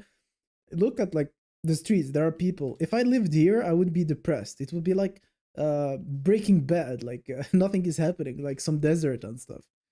I would hate to live here. I don't know about you. Like, I know it feels like they do if you live in like a big city in the West and, as more immigrants slowly start to, rise in numbers, it feels like these, all the people in that country all want to leave. But once you're over in those countries, you realize the vast, vast, vast majority don't even think about moving. I think I mentioned this before. I was in the taxi in Bali and the guy said to me, "Where are you from?" And I said, well, I came from Australia, but I'm originally from New Zealand. And he'd never heard of New Zealand. All right, this is a taxi driver, by the way. And New Zealand's a small country, but it's pretty well known in that part of the world, you'd think. It's not that far away. And when I said I'd come from Australia, he clarifies, he goes, "Oh, that's different to America, right?" And I was like, yes, it is. It's quite different. Because he was clarifying, like, is that like a different... So you see the brain of the average Filipino or whatever, like Thailand. I forgot the country, but you see the average IQ and knowledge. Like, you tell him, like, I'm from Australia, and he's like, that's not America. And you're expecting this guy to to learn about the black pill in English and apply it to his life. No, the average man is so far from being black pilled. It's impossible. Like, there is no chance in this life. I mean, I think like this, there are the majority of men, even if they repeated this life 50 times in a row, they will not be getting black pilled. Oh, welcome. Special welcome to our friend Turbo Red Pill. Let me just greet him. Welcome. Turbo, we are watching the Black Robin video. So far, it's not very interesting. I don't know. He still doesn't get to his point. Well, he rambles a lot, but maybe he has good points. The title of the video, The Dangers of Dating Foreign Women. And I don't know when he's gonna talk about the point, actually. Country, right? Like, they don't think... People overseas just don't think about the West like people in the West think they do. All right, that's the first misconception. The second misconception is that being traditional in these other countries, especially Southeast Asia, a lot of Westerners, again, a lot of the passport bros, will talk about, I'm going to go over to Thailand and meet me a traditional woman. And a lot of them do. A lot of them do meet traditional women. But I don't think a lot of them do. A lot of them do is already a cope. I don't think a girl... I don't think a girl willing to date a foreign man, like this girl right here, who is Asian. I don't know what religion they have in this country. It's probably Islam or some sort of like Buddhism or whatever. If she's traditional, she will not be going... If she's traditional, she will not be dating a black guy from America. That's not how it works. If she's traditional, she's gonna marry the son of this woman or the brother of this woman or the grandfather of this woman. She will not be marrying Tyrone here, who is a passport bro. Traditional doesn't work here. What percentage do you think is black pilled? I don't think even people in the community of BP are actually black pilled. A lot of them use the black pill for a hobby and do not live by it. But this is where the danger starts, because they're not meeting a traditional woman in the way that they think they are, what their perception of what traditional is. Because when they think of tradition, they're thinking of like Christian morality, of like, covering your body and, monogamy and, not having an OnlyFans, which has got nothing to do with tradition. Not having an OnlyFans is traditional. We set a very new low, guys. From Southeast Asia. Tradition in Southeast Asia means looking after your parents, okay? That's tradition. Okay, being traditional in a place like Thailand or whatever has nothing to do with Christian morality of like, dressing conservatively, monogamy to your partner and, being a chaste girl for daddy. These are from the Abrahamic religions, which have got nothing to do with it, okay? Being traditional in a place like Thailand or the Philippines or something, being traditional over there is looking after your parents and doing anything that it takes, okay? OnlyFans, becoming a bar girl, doing a little bit of something else on the side, if you know what I mean, to make some extra money. I have never thought about this, but it is true, I think. I mean, I really think it is true. In these cultures, them doing OnlyFans in order to provide for their parents would be seen as a good thing. They do not value like chastity as much as the Abrahamic religion does. I have never thought about this, but it is actually true. So he is making a good point here.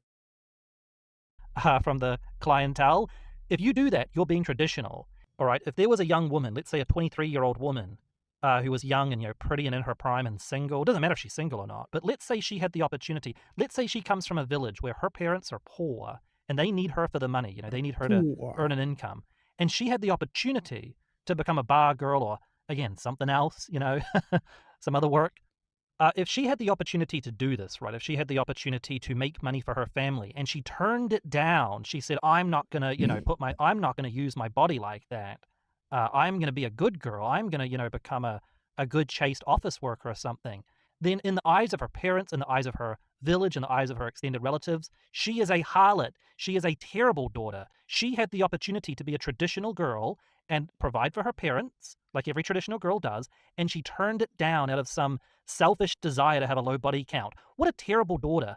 What kind Yeah, because I agree, because up to this point, I have always wondered how do they feel about forcing their girl to marry any sub-3 white man? Like, if a white man comes with a salary and he's promising to send them money every month and she comes over, I'm thinking, like, how are they okay with selling their daughter like this? And apparently it's because it's okay in their culture.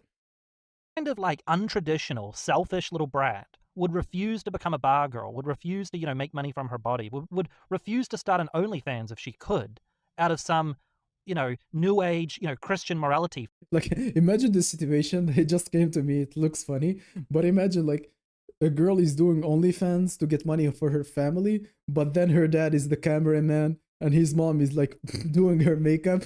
Like, oh my god. I mean, this is horrible, but this is what he makes it sound like. So the girl, like, she has her mom do her makeup, and then her father is like looking for buff men to fuck his daughter, and he's holding the camera just to survive. I mean, yeah, I'm exaggerating, but man. From the West, like what kind of, what a disgrace to her community. She would be exiled if she ever went back to her parents' community. That she would be shunned for having not become a bar girl. All right. Now, obviously, I'm being very hyperbolic here. I'm laying it on pretty thick here, but I'm doing this. I was being more hyperbolic than you, my brother. I don't know if this will ever reach Black Robin, but I really like your videos, man. To like impress upon like the passport bro minded people who have no idea what they're getting themselves into when they move overseas. Because you see, what happens is, and this isn't what they're getting themselves into. This guy is still dumpster diving in there. Like, this guy, don't tell me that this guy would not have a girl in the US. Like, come on. Maybe he's like a little bit short, but he has blue eyes. He does not have big flaws. Like, a little bad teeth, a little like some ear like this, but this guy is like a solid guy who could get a girlfriend easy in the US. This guy can get a girlfriend. He can get an ethnic girlfriend in the US. So he travels, and just to get this girl, he could do better than her. Any opinions?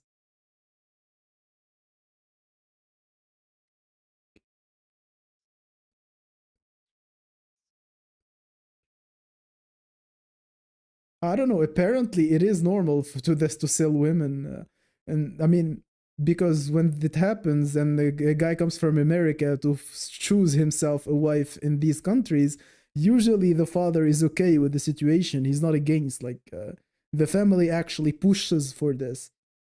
They would market their girl up for this. So he has a point. When they move overseas, because you see, what happens is, and this isn't just passport bros, this is, older, expat dudes that I've talked about before. What happens is these guys go over to, doesn't matter what country it is. Again, I'm just using Southeast Asia as an example because it's the one that I'm most familiar with. But this can apply to the Ukraine, South America, the Middle East, okay? Doesn't matter where you go. The point is, these places, these other countries, these other parts of the world, their definition of traditional is totally different to what we might think of as traditional if you grew up in, the Anglosphere or whatever. But then the argument here is, will that be enough to stop this man? I mean, a guy like this clearly doesn't have any girlfriend. He doesn't have any chance he doesn't have any chance in dating in the US. So he comes to this country and now he's dating this girl that I think looks cute. So whether that her family is selling her, whether she would do anything for the money, I mean, she's a woman, right? Like, look, she has this and she has this and she has like stuff. And she can do stuff to him that he actually needs and craves and he wanted his whole life. So whether so the situation of her family, whether what they want, what they're gonna do with them, I don't think he cares. So I can see his argument, but I don't see how it would be a danger of dating foreign women, because dangers of dating foreign women, at least you get to date foreign women. If you're not dating foreign women, then you're not dating any woman. I would say, like, if I read the title, I would be like, the dangers of dating foreign women, as in I can't date women in my own country, therefore I have the choice to compare. But the way he's saying it, these guys are like literally desperate. I don't see why would anything stop them. The point is, these places, these other countries, these other parts of the world, their definition of traditional is totally different to what we might think of as traditional if you grew up in, the Anglosphere or whatever. And yeah, it's because of this kind of cultural ignorance. It kind of sounds like a woke thing to say, respect other people's cultures or whatever. It's not what I mean. I'm just saying that because of this cultural divide, this cultural misunderstanding, a lot of these Western expat dudes will go over to places like Thailand, the Philippines, Vietnam, Indonesia, South Asia. It doesn't matter where, it could be South America. They go over there and they have a completely wrong, just a complete misinterpretation of the culture that they're going over there for. And they end up getting themselves into a lot of trouble, sometimes financial trouble as well. They might go to a place like the Philippines, just as an example. If you go to, if you geomax and you end up in financial trouble, that is 100% on you. You were wrong. Like, I cannot be telling people, be careful, do not C-max, do not go to other countries because you will lose your money. No, you lose your money because you make stupid financial decisions. You lose your money because you make stupid financial decisions. It's not related to the girls you date. You are not obliged to give her money every time. If she's asking for more than what you give her, but you can give her, you just find yourself another one. That's why you're there, to have options. If you're stuck with one girl there, then, I mean, how over can it be for you that even when you see Max, you do not have options there? And they find out that they're, this traditional girl they met used to stand on a street corner somewhere in Angeles City, or, worked at a bar or something and did all sorts of tricks. And they're like, what? I thought you were a traditional girl. And it's like, yeah, she is traditional, bro. I mean, I do not believe any girl that tells me herself that she's traditional, even if she's like Christian or Muslim. It doesn't matter. Like, she telling me that she's traditional is a red flag. And then, like, he doesn't have to marry them. Like, not a lot of people, they go to these countries to have some fun. They're not necessarily marrying these girls.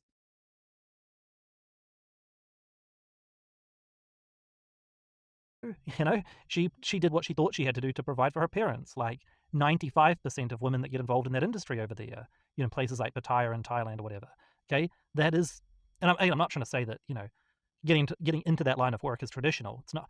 I'm not trying to insult anyone's culture here. I'm just trying to point out, just trying to illustrate the types of miscommunications that can happen. Nice save there, Black Robin. He's trying to stay away from trouble. And another thing as well is, and again, this falls under what I would kind of consider to be like a Western chauvinistic kind of perception of oneself, is people that have never geomaxed, they've never passport broed or whatever, they'll look at these guys that go over to these countries, and marry the local girls, and they'll kind of deride them and be like... Again, even the guys who go to these places, they are not bad. This one is tall, he's white, he has blue eyes, no visible flaws, the hairline is still there. He's muscular, he's lean, like you can see his pecs here, his upper pecs, the delts are nice, these triceps is popping, he has like a lean face, everything is good about this guy. He has to, like, so you're telling me that this guy cannot do anything in the US? He cannot get a better girl in the US? Like, bro, you're such an idiot, man. She always viewed you as a human ATM. That's all you are to her, is like her ticket out of there, right? And even a lot of Western women also do this. Like, Western women will often deride Western men who go to other countries to geomax. Like, oh, you're just some sleazy old guy who's trying to take advantage of the poverty over there. She's crying that her ATM is moving to another country to service.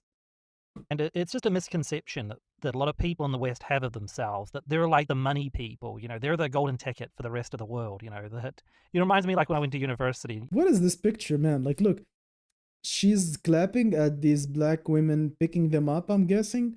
But then the same girl will go back to her country and post tweets about all Black Lives Matter or stuff like this. She will be virtue signaling against racism, but she's clapping at this situation right here, which looks... I don't want to comment on this a lot. People, they're the golden ticket for the rest of the world, that it reminds me like when I went to university, you'd meet these 19-year-old middle-class kids that thought they were fixing the world's problems because they're doing an arts degree. It's, it's delusional. It's a cope. But anyway, what I wanted to say is that, if you were to go to anywhere in Southeast Asia, what you'll realize is that about 95% of the men who have wives and children, about 95% of the family men are giving a portion of their income to their wives or girlfriends' parents, because that is the culture over there. It's not a lot of these Western men, they go over to Southeast Asia, get married, and then all of a sudden, the parents crash the marriage and want money. And the guys, these Western expats, they're all bitter because it's like, oh, she was just using me for my money. She just saw me as she saw me as an ATM for her family or whatever. I don't think there is anything wrong with that. If if you're delusional, then, well, you deserve whatever is happening to you, right? But if like, if you have no chances in the West, but if you give your relatively easy earned money and use your dollars and passport to attract a girl like this, that you can never see, that you can never have the equivalent of this girl back in your country, then it being because of money might be okay. Like, what better life can you have? Like, go back to the US and pay like professional women like $500 a night, or what's your better option? I don't see anything wrong with acknowledging that it's transactional. At this point, well, transactional is better than nothing. If you don't agree, tell me. And like I said, there's always three sides to every story, right? There's her side, his side, and then there's the truth in these, marriage breakdowns to these foreign women.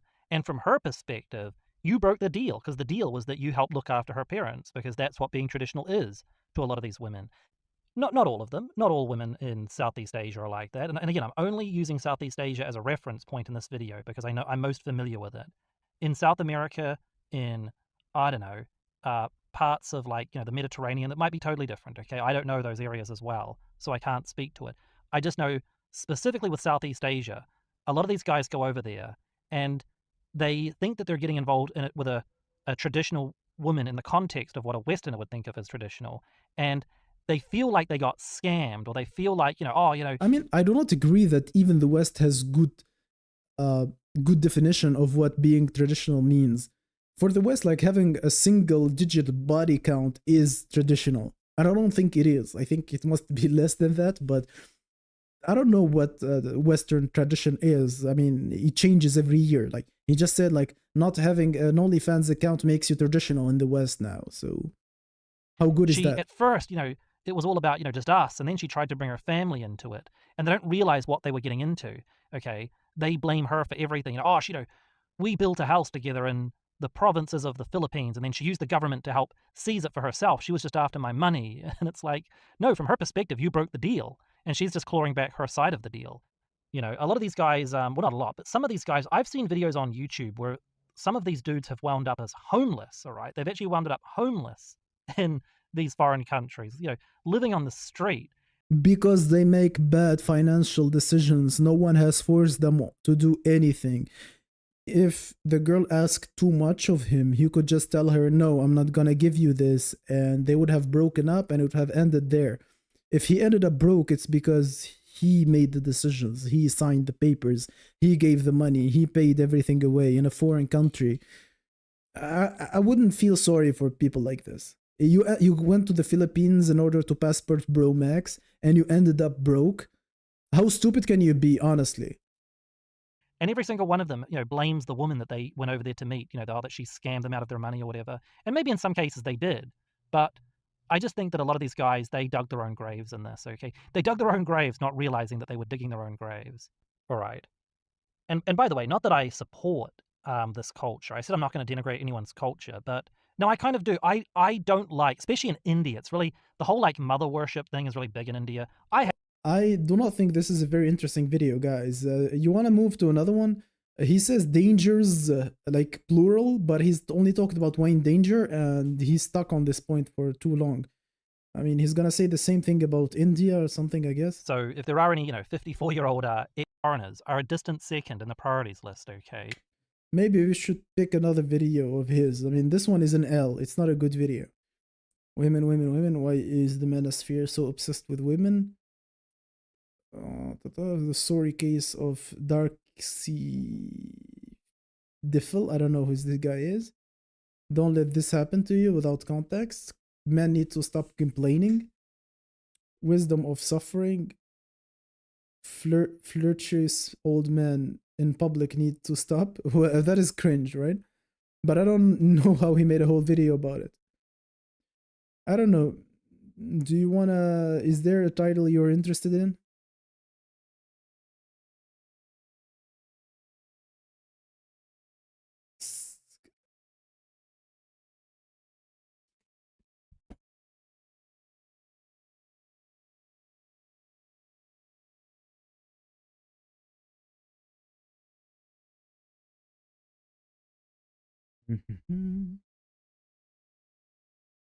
Well, but as this guy is saying, they promise to supply.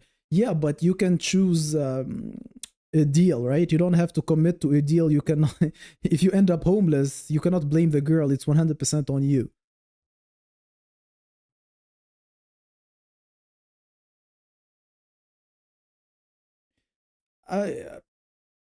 With all the information available to you in the on the internet, I don't think any man should be surprised by anything any woman does. If you are still being surprised, I mean, maybe to a certain extent, like she does something crazy and you are like flabbergasted, it takes you by surprise. But honestly, you should be expecting everything women does in reality. Looksmaxxing have made my life better, definitely. It will not work for everyone. Personally, you asked me myself, it made my life significantly better. My life before I Looksmaxxed versus my life after I Looksmaxxed, that is a huge difference. Okay. Sub 5 male YouTubers that still pull hot women. I want to be one of those guys. Okay.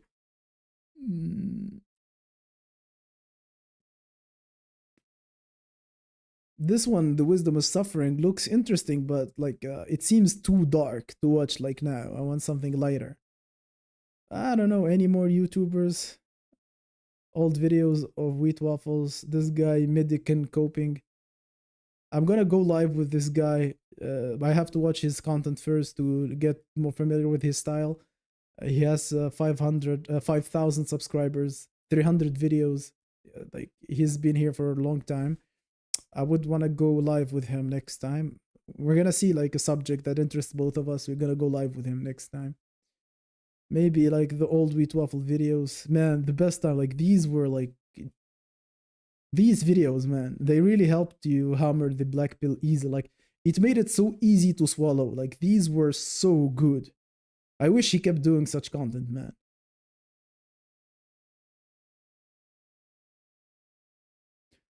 Benny says, let's watch Man Need Stop Doing This.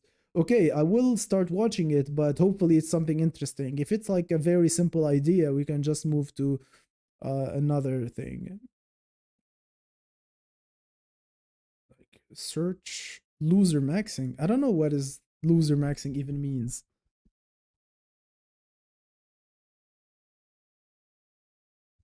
Loosmaxxing. Oh, so he's a YouTuber and he has 4K subs. How modern women absolutely mug men. Physical traits that repel women. Tier list. I'm interested in this one. You can vote. You want me to watch this one, guys? Physical traits that repel women. Let's go videos by popularity, maybe. I'm a 35-year-old loser. Sad. That's just...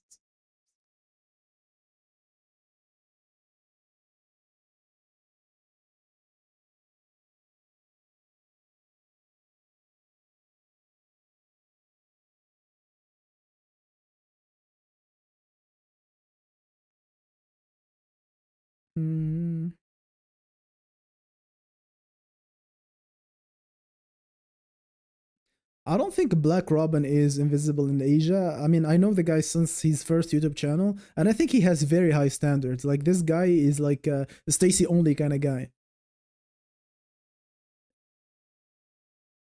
Adolescence? No, I haven't watched it. I don't have Netflix, but I don't think if it's worth watching. If you think it is worth watching, I mean, you can recommend, but I haven't watched it yet. I mean, they're hating, like, yeah, it's propaganda. I'm not sure how interesting it will be to me. I don't want to watch something that will make me angry. If I'm gonna be like fuming after it, I don't want to watch it, honestly.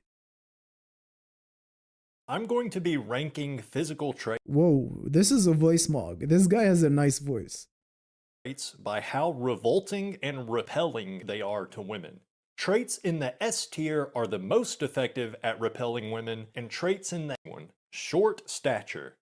Being short is pretty much a game over for most men when it comes to the dating game. The only way you can be attractive to women as a short guy is if you have at least an above average face. And you'll probably need to have a great body too. Because the only thing worse than a short man in a woman's eyes is a short man that's also fat.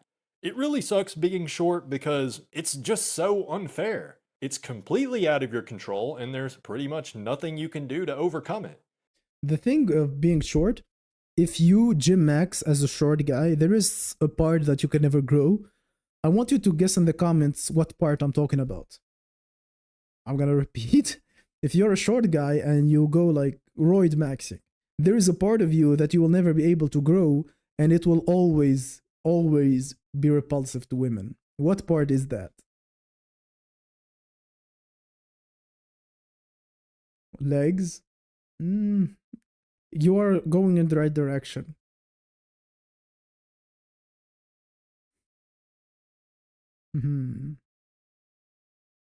You look like a fridge.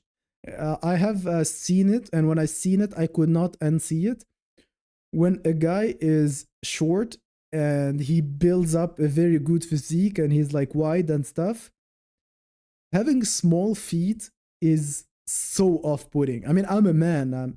I do not look at other men in that way, but looking at small feet in men, like, I have seen girls with bigger feet than this guy, and I'm thinking, like, oh my god, if he takes his shoes next to this girl and his bigger body makes his feet look even smaller, it is brutal, man. I mean, this feet pill is real. Like, having small feet for a man, regardless of your height, is bad, but then if you are short, you are more likely to have smaller feet. It's very repulsive to women, I'm pretty sure.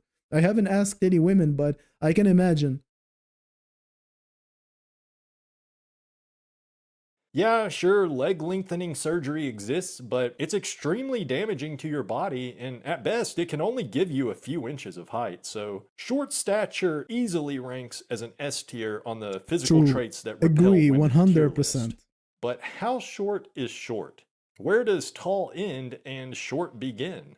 I'm not going to bore you with all the details, but scientifically speaking, there are 3 categories for male height.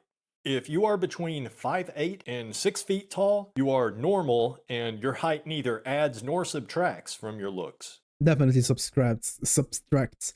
These are old stats. They do not apply to today's age. We have different standards now. It's 6+ minimum. If you are shorter than 5'8", you are short, and if you're taller than 6 feet, then you're tall. When it comes to facial features that repel women, a recessed chin, colloquially known as a weak chin, has got to be one of the worst. It's also a mostly genetic thing, so it's pretty unfair that there's not much you can do to prevent it. This is actually not only genetic, I'm gonna just fix it. This is like the overbite. Look at the whole face, it's skewed, right? You see the ears skewed like this, the nose is falling like this. This is all because he's genetic, and that's number one factor. But it also could be like a little bit mitigated by eating hard foods when he's growing up.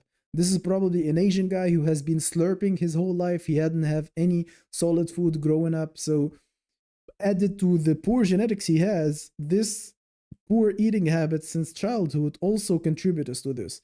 This guy should be able to get a Bimax for free, in my opinion.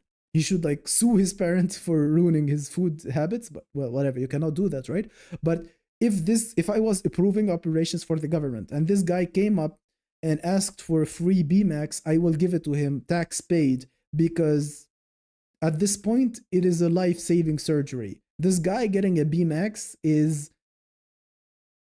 as important as any surgery could be. Without it, he doesn't have a life. Mostly genetic thing, so it's pretty unfair that there's not much you can do to prevent it. If you've got the weak chin genes, then you're just screwed. However, it is possible to improve a recessed chin through certain dental procedures and cosmetic procedures.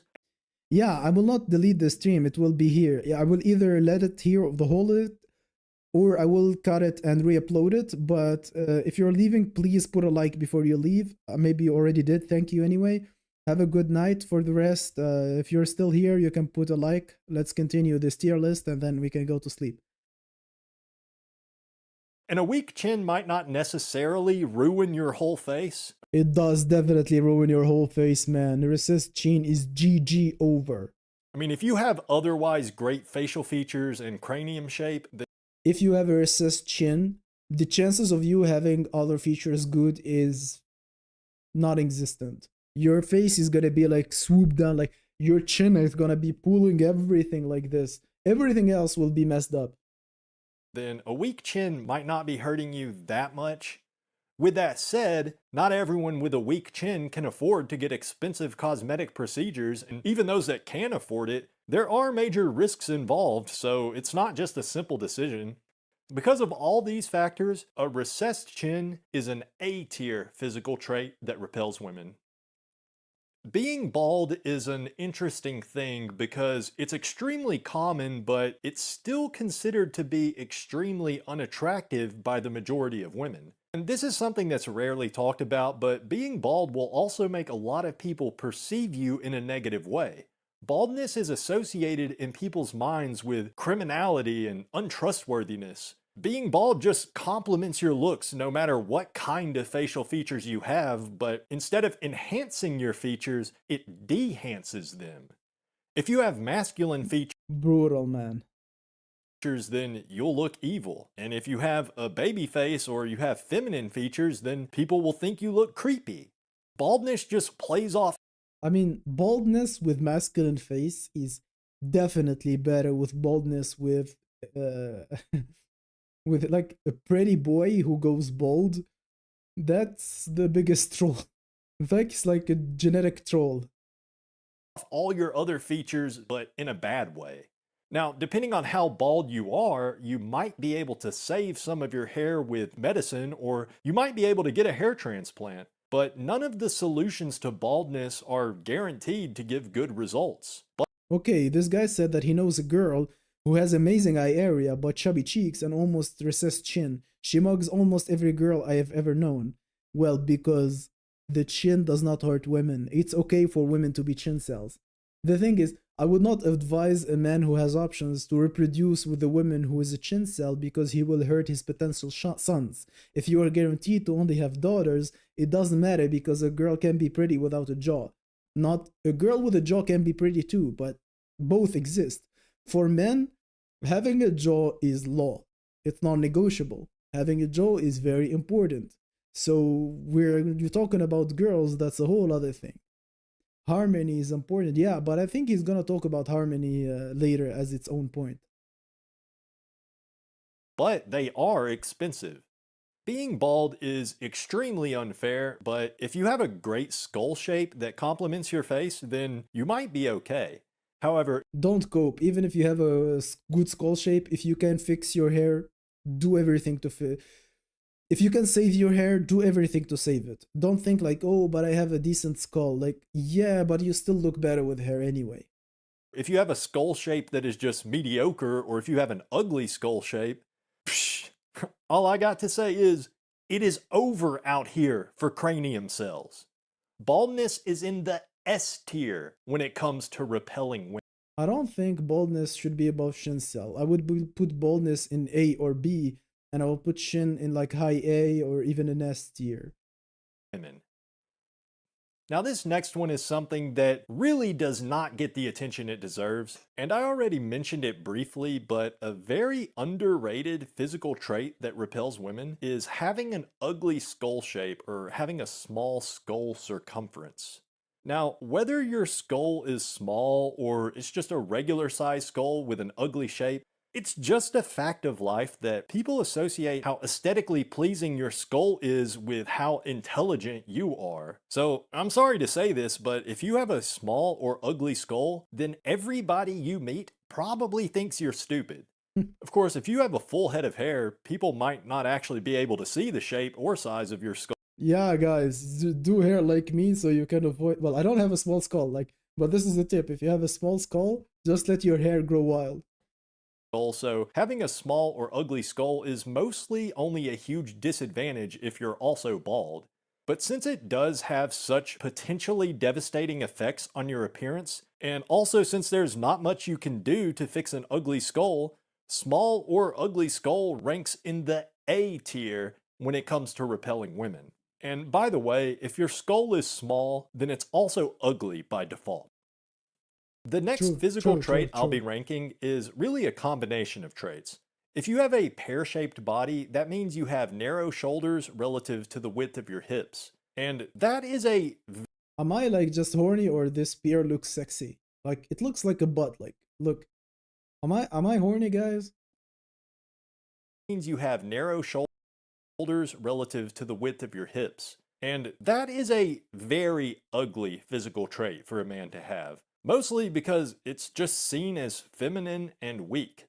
The opposite of the pear-shaped body is the V-shaped body, which is characterized by broad shoulders and relatively narrow hips. And that is a highly desirable trait.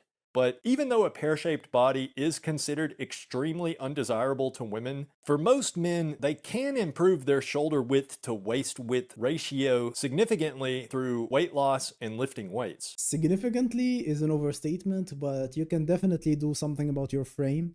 I mean, unless you are a framelet, like an extreme one, but usually, yeah, this is something in your control. I mean, at least more than height, right? Of course, there are some true sub-5s out there that just got sub-5 written into their DNA, so there are some men out there that just naturally have super narrow shoulders and wide hips. So I'd have to say a pear-shaped body is in the B tier when it comes to repelling women. Pupillary distance refers to the distance between your eyes. If your eyes are too close together or too... This is not real, right? This is Photoshop picture. I mean, this cannot be this narrow. This is... I mean, please, God, please, like, don't make, like, I mean, this looks like more like a monkey than a human being distribution. I mean, I can say it, like, the guy is white. I do not mean it in any racist way, right?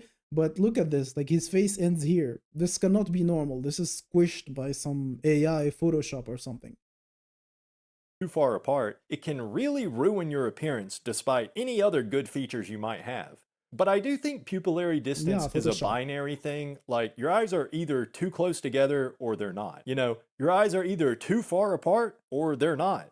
And there is a really wide range. Ooh, by the way, I can tell you, when I worked at a restaurant like a year ago, I had this manager who was like Asian girl.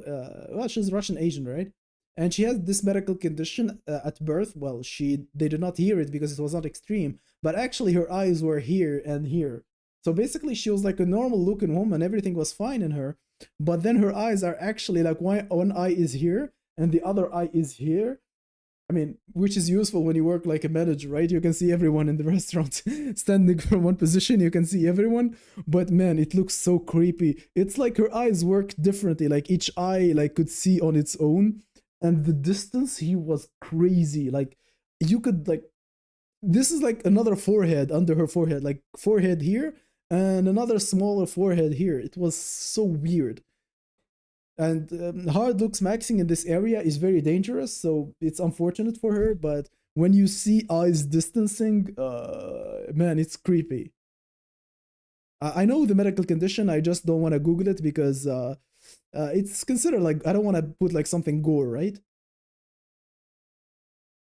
For what falls into the normal pupillary distance category, so it's actually very rare for someone to have problems with their pupillary distance. But for those of us that do have issues, and let me tell you, as a man whose eyes are way too close together, it really is just so over out here for eye distance cells. My case is kind of a weird one because one contributing factor to my very short pupillary distance is the fact that I also have a very small skull circumference, so do we have a picture of this guy, or he's like anonymous completely, like he's describing himself? It would be easier if I had a picture, but I don't think he posted any pictures of himself. I think I'm the only one stupid enough to do this with my face, right? relatively speaking, it's a bit less noticeable that my eyes are so close together. But anyway, I know some of you are probably thinking, hey, wait, it's actually not that rare to see someone whose eyes are too close together or too far apart. But statistically speaking, actually, it is very rare. The fact that so many people seem to think that it's actually more common than it is, that is a testament to how utterly brutal an abnormal pupillary distance can be. Abnormal pupillary distance goes in the B tier. If you have a really big nose, especially if you have a big hook-shaped nose, then there's a good chance you've noticed it having a negative impact on how attractive you are to women. The silver lining, I think it's very comfortable to put glasses on this. Like, your glasses won't be like doing this, like with my small nose, right? But yeah. However, your nose, more than any other feature, is highly dependent upon how it looks relative to all your other facial features. And I think the reason it's like that is because the nose is the most centrally located feature of the face. It's literally surrounded on all sides by other major facial features. There's also a lot you can do to remedy an ugly nose. Rhinoplasties and other procedures, or nose jobs as they're often called, are fairly low risk and inexpensive as compared to cosmetic procedures targeting other parts of the face. And you can even make a big nose look a lot smaller just by wearing big glasses. So because it's so relative and easier to fix than other traits, a big nose or a hook nose ranks in the D tier. Unironically, I think like it's true that the nose is not like very important if you have a follow on the nose, and it is sad because it's the easier one to fix. So there is a correlation, like the harder the thing is to fix, the higher it's gonna be on this list. So you see, being short is very hard to fix, and it's S tier. Your nose, you can get a nose job for like few, like I don't know, I don't know how it costs in your country, but it is very accessible surgery, and then it does not give you, I mean, depends on your nose, like your specific nose, but it doesn't give you too much bang for your buck. In a lot of ways, having a small frame and being short are pretty similar. Both make you look weaker and less threatening, and they both make you take up less physical space. However, the way women perceive a man with a small frame versus a short man, there's really no comparison. Being short is so much worse than having a small frame. In fact, if you're tall, then having a small frame really won't hurt you much at all. Of course, if you have a Actually, if you are tall and you have a small frame, you look even taller. Like, I know a lot of guys who are my height, but they are narrower than me, and when we're not standing next to each other, you would give them like 5 to 10 centimeters taller than me just by sheer, like, by lankiness. Like, they're lanky and they look taller. So I'm not saying like it's better to stay lanky, but it at least gives the illusion of height if you're tall. Small frame and you're short, well, I'm truly sorry for what you're going through. Having a small frame does have a big impact on how other men see you, even if you're tall, because men judge you. Yeah, I don't know, but Iran and Armenia and all that region, they all have this like huge nose, and it's very, very common to have nose surgery in all that area. Like, I don't know, Iran and the neighboring countries. You more so based on how confident they are, they could beat you in a fight to the death. But for women, height is kind of all they notice. A small frame just isn't much of a factor unless you're also short. Because of this, small frame is a F tier. F tier? No way, it's an F tier. Like, no way. Like, I get it if you're lanky, it doesn't. If you're taller than 190 centimeters, it doesn't matter. But F tier, like, no.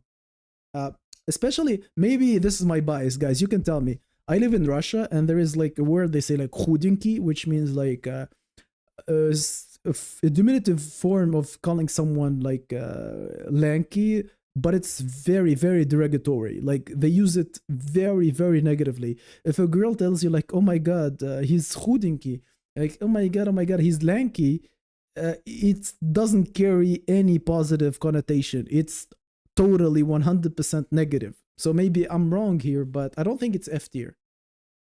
Physical trait that repels women. If you have bad teeth, it is 100% over out here for you. Bad teeth is, without a doubt, one of the most women-repelling traits a man can have. However, no matter how bad your teeth are, you can get them fixed. It might be expensive, but the technology is out there and has been for a long time. Hopefully everything improves, like the fixing of teeth. Like everything else on your face should be as easy as fixing your teeth. Maybe it costs money, but yeah, I mean, we have been studying teeth surgery way more than the other surgeries that we are hopefully gonna make advances on. But then, I mean, you can argue if they are accessible, then everyone will do them and then it won't matter anymore. But and cosmetic dental procedures are pretty safe compared to pretty much any other cosmetic operation. And on top of that, fixing your teeth is completely socially acceptable, which stands in stark contrast to every other type of cosmetic procedure like hair transplants or nose jobs. There is truly no stigma at all associated with fixing your teeth in any way. And I don't think there should be any stigma at all at fixing anything. Hopefully, like, you can watch my last video about the subject, but I don't think that men should feel any shame of doing or discussing any surgery. If you feel that you have a flaw, it's totally normal to feel insecure about it and to try to fix it.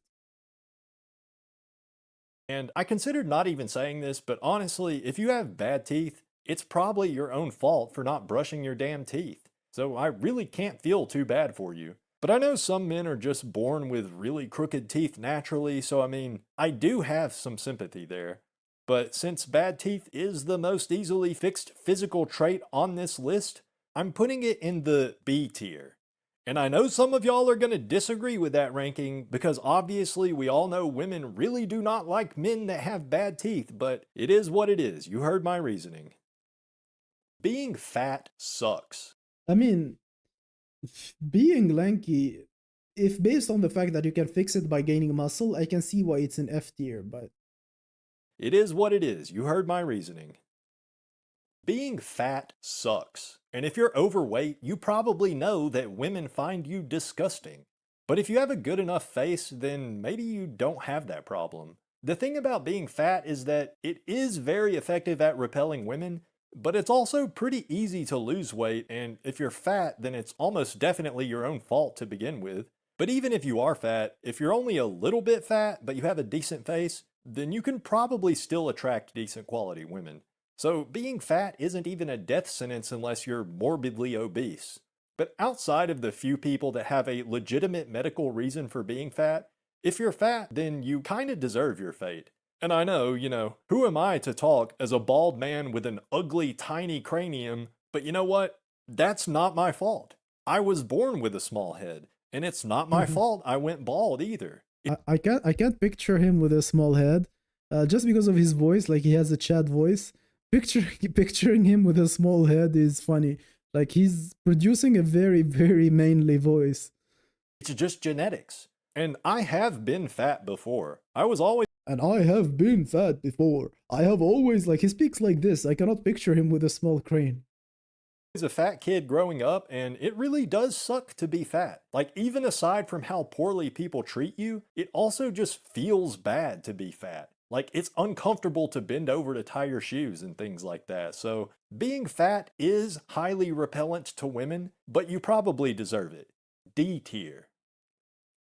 Bad posture makes you look unathletic, sickly, and might even make you look several inches shorter. Oh, I suffer from this. I have suffered for this. I fixed it, but I have suffered from this for a very long time. I have this problem. Oh my god.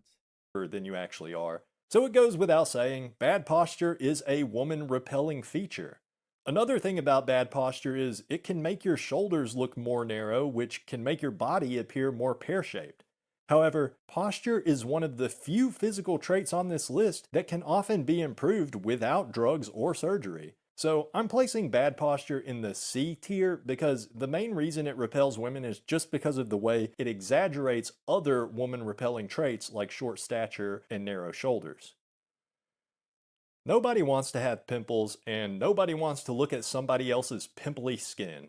Acne can make you look sickly and unclean, even though in reality, some people just have really bad cystic acne due to hormonal conditions, and no amount of scrubbing and washing your face could change that. Nevertheless, if you have really bad skin, people are gonna think you eat Hot Pockets all day every day and never take showers.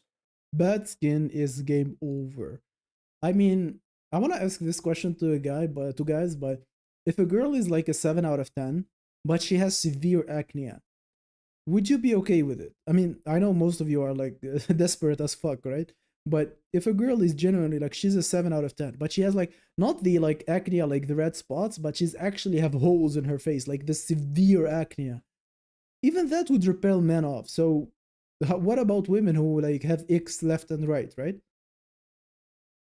Oh, and by the way, if you're a teenager with bad acne, it's not going to be as bad as it is for adults with acne because acne is extremely common in teenagers. But obviously, you'd look a lot better with clearer skin no matter how old you are. But with all that said, I'm putting acne/bad skin in the D tier No way, because no way, believe no, it or no, not, no. if you have aesthetic facial features, bad skin is not going to hurt your looks all that much. Bad skin is bad. It should be A tier, like especially if you have the scarring, like this red stuff.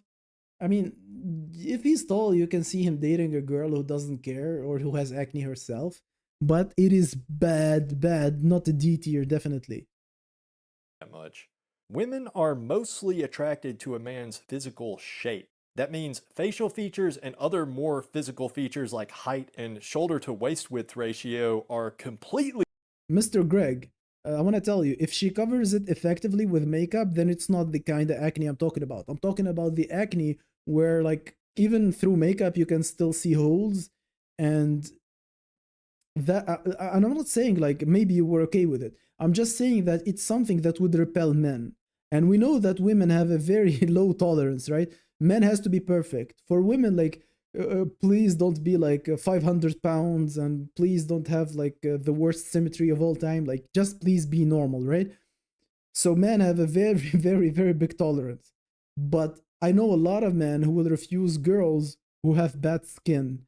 So what about girls who will refuse men for having bad skin? That will also be cruel.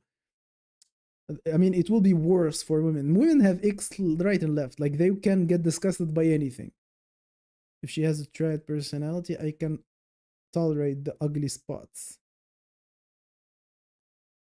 I mean, should I Google to show you how it looks like? I mean, yeah, it would take a girl, like, for me to consider a girl who has severe acne, she would have been a 10 without it. Like, she's a 7. Because if she heals that acne, she's out of my league. That's the only possible way. Dominant over something like bad skin. So if you already have one or more negative physical traits, then bad skin on top of that is going to make you look a lot worse. But if you're tall with a chiseled jawline and hunter eyes, your bad skin isn't going to be a major detractor. Having a weak jawline is kind of connected to having a weak chin. I mean, literally your jawbones and chin bones are connected, so yeah. And pretty much everything I said about having a recessed chin also applies here.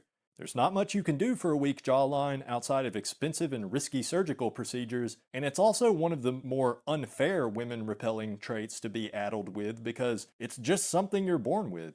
Oh, and mewing is total bullshit, by the way, just in case you didn't know. But yeah, the thing about jawlines is that a strong jawline will make you look hyper masculine, but a weak jawline will make you look like you eat your breakfast cereal with liquid estrogen instead of milk. Liquid estrogen. That's funny. But honestly, we should put chin and jaw together always. I don't see the point of separating these two. Like a chin cell is a jaw cell. I don't see a guy with a perfect jaw and then his chin ends, or a guy like with a very advanced chin but is like a jaw cell. I always see them go hand in hand. It's very, very extreme rare cases when one is good and the other one is bad. We should always put them together. Chin cell means you have a bad jaw, bad chin, bad combination, bad lower third in general. Fortunately, you can sometimes hide a narrow jawline under a beard if it's not too bad. Beard but if you maxing. can't grow a beard, then I guess you're just screwed. Weak jawline is easily in the A tier. Gray hair is an interesting one because it does repel women, but He looks badass. Like, this guy is like from what? Is this like Lord of the Rings or alright? Like he's I don't know. I forgot his name, but he's so badass. Like he's old, but he mugs all of us combined. it doesn't repel women because it in itself looks bad. Women are repelled by gray hair because it's associated with old age and everything that goes along with it. I don't agree, by the way. I don't think hair color matters at all. Like, look at his hairline. It's the hairline of a 20-year-old, right? Like, it's Norwood 1, I think. So, for his age, Norwood 1, the color doesn't matter. Look at the density. Like, look, it is majestic. Majestic hair. The color doesn't matter. He can like dye it for like $5. He can buy a box of dye and do it home himself, and he will have black hair. It doesn't matter at all. By gray hair because it's associated with old age and everything that goes along with it. I know a lot of people like to say that men age like fine wine, but that's BS and you know it. By bow ridge, you mean the place between like the bow, like the top of the nose, right? Between the two eyes, like this part or the one lower, like where my glasses go, or here? I don't really know much about it. I just know that your eyes need to be like well distanced. That's it. Yeah, Gandalf from Lord of the Ring. I mean, I watched the Lord of the Ring like 2 years ago. Like I was already like 27 or something. Women prefer men that are physically fit and mentally sharp. And if you have gray hair, then chances are your best days are behind you. However, if you have a handsome face and a great body, you can get away with having gray hair. Like at that point, it won't even matter at all. So I'm putting gray hair in the D tier. F tier. F. Unlike F. gray hair, wrinkly skin is ugly in its own right. Wrinkles actually change the shape of your face in a sense because loose skin around your jaw can make your jawline look less defined. And it's the same for pretty much every other facial feature. Of course, for the I don't know like about this game, but this situation is giving me claustrophobia. Like if I was playing this game, I would be so scared right now. Like look, these tiny walls and you're fighting this Giga Chad right here. This is scary. Oh, wait a second. I clicked. Where was I? Yeah, here. skin around your jaw can make your... Of course, for the vast majority of men, wrinkles aren't going to be a problem until you're at least like 50-something. And if you're already that old, then wrinkles might not be the worst of your problems anyway. Nevertheless, wrinkles go in the A tier because they pretty much do ruin your face. Big ears is another one of those traits that it's just really highly dependent on other features like... But it's easy to fix. Like even Hamza fixed one of his ears. Like ears are very easy to fix. Like it's a blab of skin that you can just like cut and attach easily compared to other parts. I'm not saying like it's the easiest surgery of all time, but if you have bad ears, it is easy to fix. That will be the like your skull shape argument. And how bald you are. In fact, as long as you have a full head of hair, your big ass floppy elephant ears might not even be noticeable. And some guys actually look good with big ears. It really just depends. But for most men... maybe like this is not visible, but I have the smallest ears of all time. Like look, this is the size of my ear. compared to the size of my skull, they're extremely small. Like I have tiny ears compared to the rest of my body. If you have really big ears that stick out from the side of your head like a satellite dish, well, let's just say women are not going to want to come near you. But hey, at least you might still be able to hear them making fun of you from an unusually large distance. Big ears are in the C tier because, like I say, it really depends. Okay, so there you have it. I know I didn't cover every single possible physical trait that repels women, but you know, I covered a lot of them, so. Guys, do you want me to make a list of the icks? Like, it will be... we can do it live. Like, I can, like, prepare, like, 5 million icks and then make a tier list and then, like, rank the icks according to what girls told me or something. I don't know if you want to do, like, a tier list together. Like, it doesn't matter, like, anime tier list, the best nuts tier list. And by nuts, I don't mean these nuts. I mean, like cashew, pecan, and stuff like this. I don't know. I love tier listing. I never done it. But if I'm gonna do it with you guys, I think it would be interesting. Like we can rank something like icks from women or like funniest things women said to me. I don't know, like any tier list would do actually. Yeah, I know that ick means not shed, but they are funny. Like the way they, you know, that women do not want to seem superficial, so they make up icks. And I will rank them on order of how ridiculous the ick is. Like if the ick is reasonable, we're gonna say reasonable.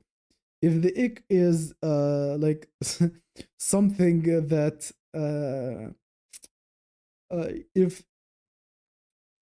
if the ick is something ridiculous, then I would say ridiculous. If it's fair, it's fair. Like we rank it that way. So we do not say like this is a real ick or not ick. All icks are false. But we're gonna say like which icks are more reasonable and which icks are like, oh no my god, this one is so stretched. Like she's like making up stuff right now. Yeah, tier lists are interesting. Do ice cream flavor tier list. I can do this actually right now, but I'm gonna play another game with you.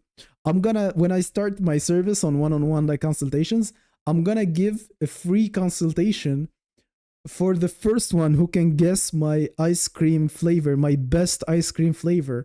I have said it on Discord before, so you might know this information if you were there.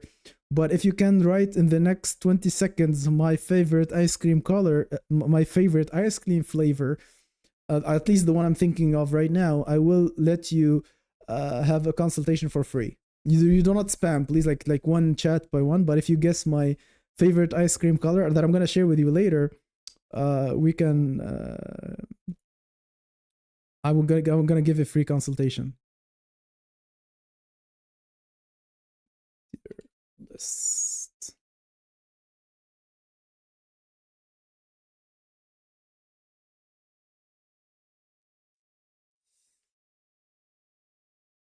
Ice cream flavors.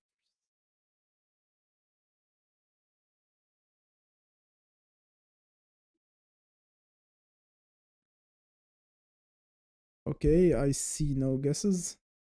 No, I said one guess per person, or like you can like have a few guesses.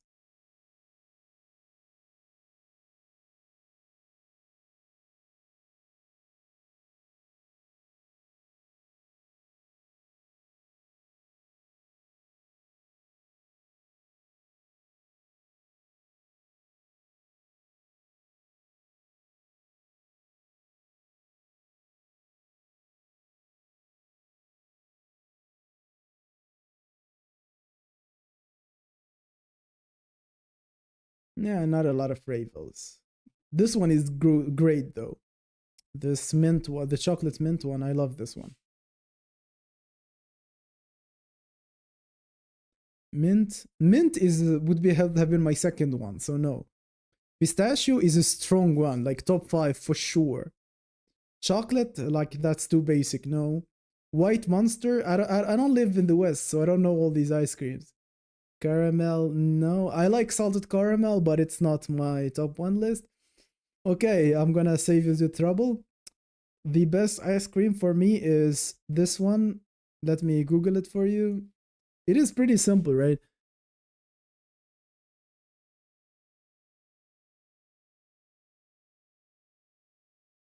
This one.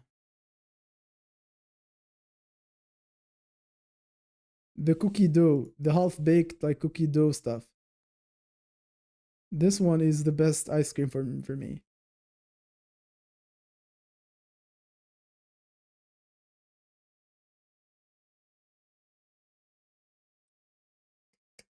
Honey? I don't know. I have never tasted honey ice cream before.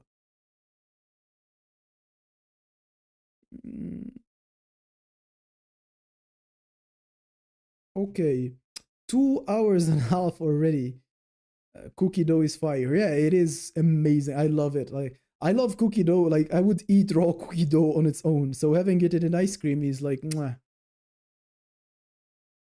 Yeah, that's why I was offering a free consultation, man. I was not putting anything on risk. No, I'm joking. But it is goated flavor, like, you must admit. Not Oreo. I mean, I don't know. I don't want the cooked one. I want the raw dough. Like, the dough that is uncooked cookie dough. That is the perfect ice cream, man. It does not get any better than that. Maybe the pecan one is close, like the pecan, I don't know how you call it, like pecan ice cream. I forgot how it's called. Like with the pecan ice cream. Pecan, not pinac. Pecan.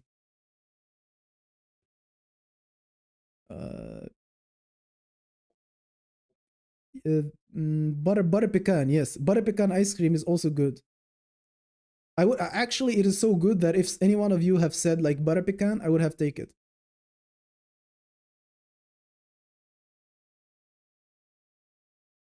Yeah. So, anything else you guys want to ask me? Like, I'm gonna take a few questions before I turn this off. Thank you everyone for watching. You can put a like on your way out. I think we have already decent amount of likes. Actually, any feedback on the stream? How was the quality of the video? How was the reviews? How was the reaction? How was the sound? How was like me managing the whole video, like with reading comments, stuff like this? How would you rate this out of 10? Like,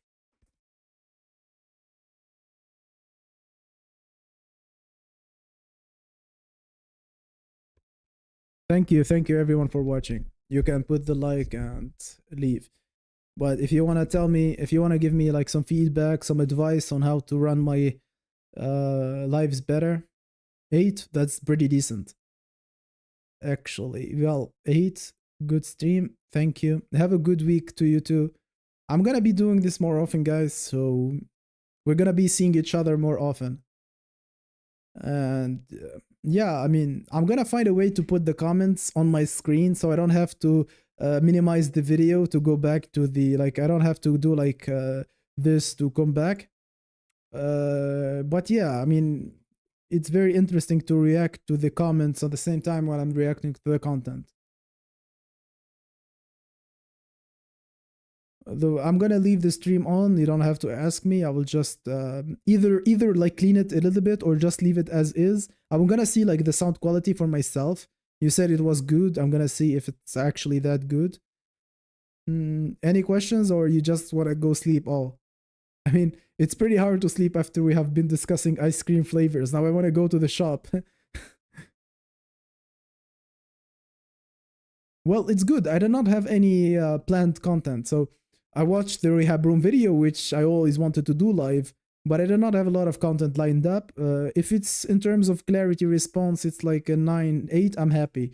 Next time I'm gonna do better content. Maybe I'm gonna prepare some tier lists. Maybe I'm gonna find a specific video that I found interesting. We can do anything, actually. I'm not limited.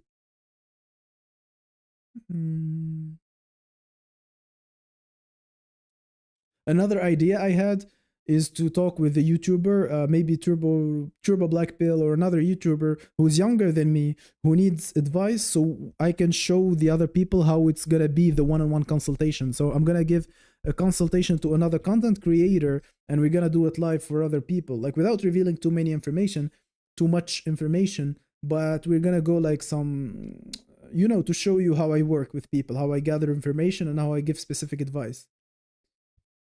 Reaction streams, yeah, we're gonna be I mean, it is you guys who dictate what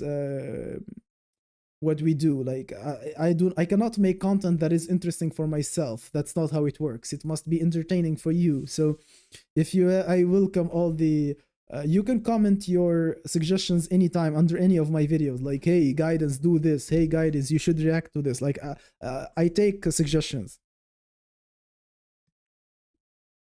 Looksmaxxing, he sounds like a smart guy. He has a good sense of humor. He has a mugger voice. But guys, look, his channel is 7 times bigger than mine. I don't know how he's gonna, like, I have got this guy to agree. I have already done my live with Turbo Blackpill. I have this guy who's we're gonna plan something together. And I have also like this guy also, this aesthetic waiting. And he has like almost 20k subs. Like he's the biggest one who agreed like to have a conversation. This guy, you know him, right? I'm gonna go live with this guy, maybe on his channel. Like, look how big he is, right? Hopefully one day rehab room also, like he's rehab room or wheat waffles would be the dream, to be honest. I have already had a conversation with wheat waffles, like that's how I started this channel, but it was a bad microphone. I didn't have the habit. I mean, mog him to death. I mean, he has blue eyes, he's white, the guy, so he has his advantages. Like, he doesn't have to pay an ethnic tax, but I would say he's on my level. Like, I would love to go out to meet him, like in Moscow or London or Thailand, where he goes, and try to chat girls up together and learn together and stuff like this. I mean, it would be amazing to meet him in real life, right? But just having a conversation with him, like, I love watching his videos. Well, but he's done a good job. Like, this is one of the good ascensions. Like, he actually ascended. Like, he recognized everything what's wrong with him and he fixed it and he actually ascended. If I get enough audience and I start monetizing my channel, because it's gonna cost me like a lot of money, but I'm going to have my cousin film me in the street when I actually approach girls. Like, I will be talking to girls on the street, basically cold approaching in Moscow. I will have a microphone and a hidden camera, and my cousin will film me from the back, and I will try to approach Russian girls. I think that will be very interesting content. Also, this is also like a consideration if I get a Russian girlfriend, because currently I don't have one, but I could do a live with the actual Russian girlfriend if she speaks English. I don't mind like having a girl on the stream with me. That's a far stretch. Like, I'm not dating any girl right now. I'm just saying it's possible.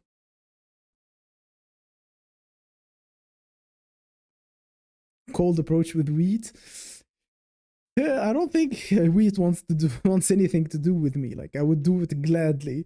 Like, I would even invite wheat waffle to Russia, like to maybe like introduce him to the market. But wheat waffle is too big for this. Like, he has like, also we do not have the same goals. Like, he wants to find a wife and get married and stuff.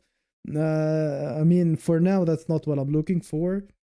And I don't know, I think I would get along more with someone like Aesthetics Waiting.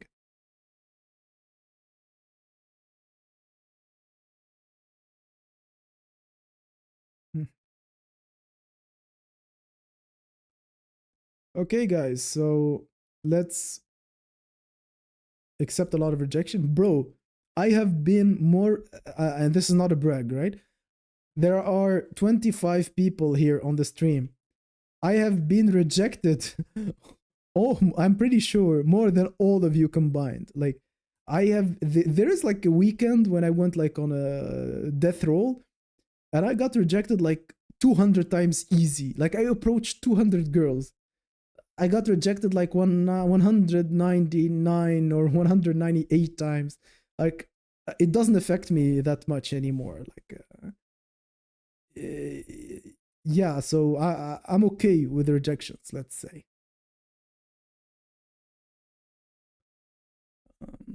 Also, I mean, listen, guys, if you're getting rejected, that's a problem. No, I'm not originally an extrovert. Like, it was not easy at all in the start. I had to get used to it.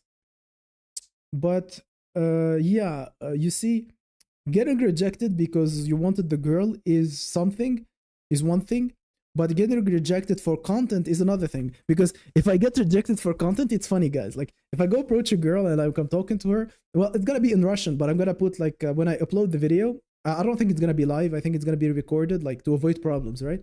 So I'm gonna record the video. I'm gonna put the translation, and if I get rejected, it's gonna be funny. It's gonna be content. You left your home country. That's extra. Well, you have a point. You have a point. But you see, when I was like fat and stuff, I related more to the introverts. But you're right. You're completely right. Right now, the state I'm in, I'm extremely extrovert. I'm not afraid of people. I'm not afraid of confrontation.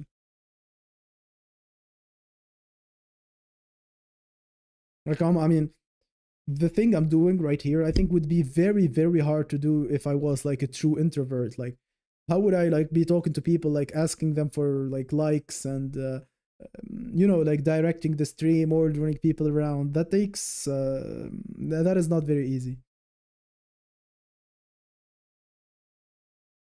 Well, listen, Wheat Waffles gave me a 6 before my hair transplant and when I was fatter, so I don't blame him. He's actually right. I mean, that's fair assessment. I mean, do you want him to give me the rating of my potential or my actual rating? That's what I paid for. Yes, I really love my video about introverts versus extroverts. I love that video. Actually, I think I'm gonna take it down and re-record it with a better material, with a better sound, with more ideas, because it was my best video. But I'm gonna leave it because, well, it is a good video. But I think when I watch that video, I think I can watch it in the next stream. I can watch my own videos and comment on them. If you think that's a good idea, I will watch my own videos and comment on them. Maybe if you guys like them, why not? Because I think that's literally one of my best videos. Like, I watch it every time and I'm like, man, I said some pretty smart stuff.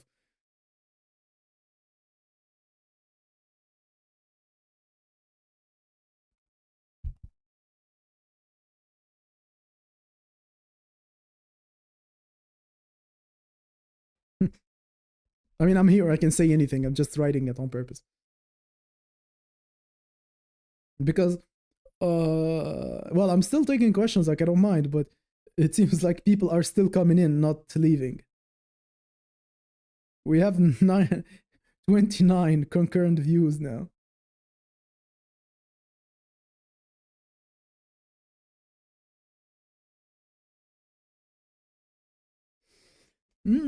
I have a video to record tomorrow. I'm gonna talk about, maybe, I'm not sure if I'm gonna record that video, but I'm gonna talk about the importance of consuming black pill content. راهي 3 متاع الصباح عندنا. Well, he's saying it's 3 a.m. where he is. It's 5 a.m. where I am, bro. 5 a.m. راهي 3 تاع الصبح. 3 تاع الصبح. Would that be from Morocco? I'm guessing from the accent. Like, yeah, because when you write in Arabic, you can have an accent.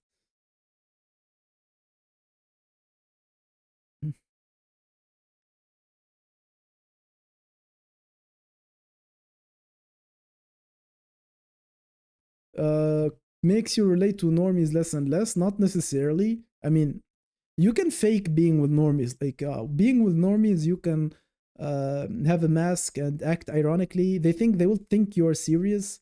Oh, hottest actress. Do you guys want to do this one? I've just clicked it randomly. I'm gonna see what kind of actresses they have. Okay, I'm gonna like rate some actresses here if you don't mind. I'm gonna make it a little bit bigger. So, S tier is the red. Okay, this girl, I don't know who she is. What? People putting her D? Listen, I'm not gonna like listen to your opinion. I'm just gonna do it myself. This woman is an S tier. Indubitably, like, she's gorgeous. I would love to have such a woman. This one is good looking enough, but I can see better on the street. I'm gonna go. She doesn't have like boobs and stuff to like this one. This one has perfect face and hair. I love this hair. I love this face. I love everything about this woman. This one I would go like here because she doesn't have assets.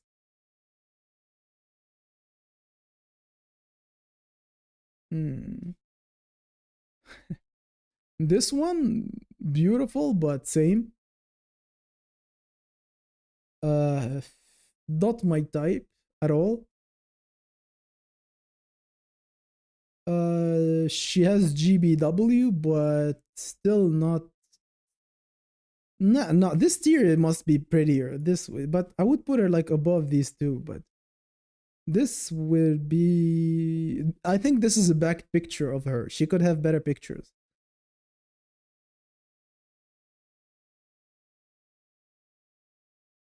Am I doing this for myself or like are you guys interested? I don't know. I just clicked on the random just like pretty women. I just clicked. I'm a weak man. I'm a simple man. I see woman the pretty face, I click. This one would be here. I think I would go even lower. Like I would go back to like this, but I can't fix it. So like skip. This one is here. This one is pretty. She has a good jaw and stuff, but I don't like this slick hair. She looks like a male football player, but with long hair, feminine hair, she's like definitely here. This one is like a little Asian. She has like a weird nose. I'll go like this. This one is pretty, but she looks like petite. I think taller is better, but I will be unfair if I give her anything less than this. Less than A tier. Oh my god, look how many. Nah, we're not gonna go through all these women. Yeah. But I see this, yeah, there are a lot of Stacy's here. But yeah, that's too many. This one, I don't know her name, but man, she's like, doesn't have boobs, but this is amazing face and hair.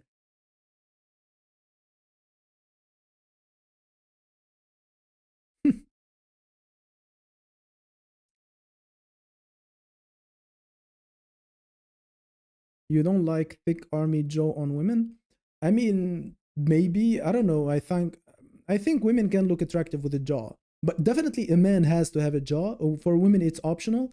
But think about it this way. If you want a woman with the idea of procreating with her, of having children, her having a jaw is very important because genetics, like you want to give your son a chance in life. Yeah, this one is like too much. Like, let's do a couple more. Like this steer. She looks like a rabbit with these teeth. I'm gonna go until my next S tier, and then I'm gonna find something else.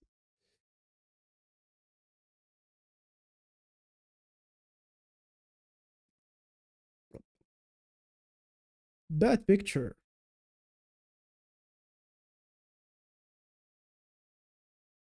Hmm.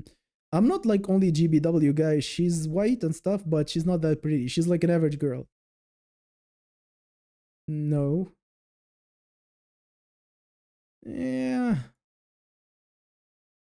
This one is very masculine. The guy who say he doesn't like jaws, this one is too much. Like the neck, like here, the thick neck. Like look at this and this. Like her neck is almost like 0.9, 0.8 of her face. She has a jaw like this. I don't like this at all. But the other features are nice, and she's white and stuff. But I know this actress. Not bad. Look at this Norwood. She has Norwood too, or something. Fat. Nah. She's old, but I guess like she was a Stacy when she was young. I don't like this actress at all. Or like, is it like Britney Spears? I don't know who that is. Okay, this one I know her. She's definitely S tier. It's like a horrible, horrible picture. She's definite S tier. Like no way in hell. This is a very, very bad picture of her. Anyways.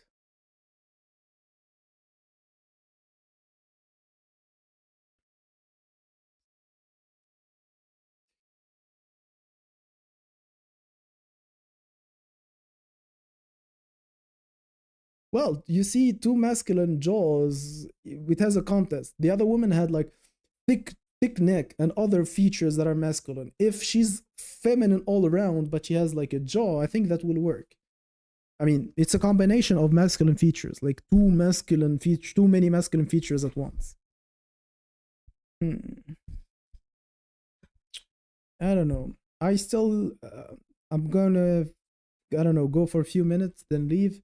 Any like tier list you're interested in? Any content, like 5-minute content?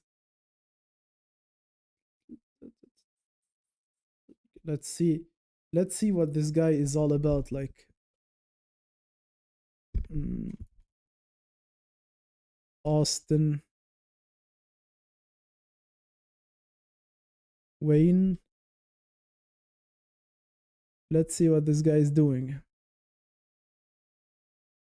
Oh, I expected him to have more subs by this time. Like, he has only 112. What's up, guys? My name is Austin Wayne.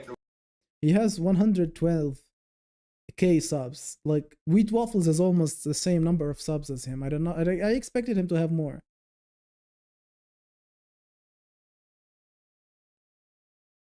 Seven daily habits all male models do.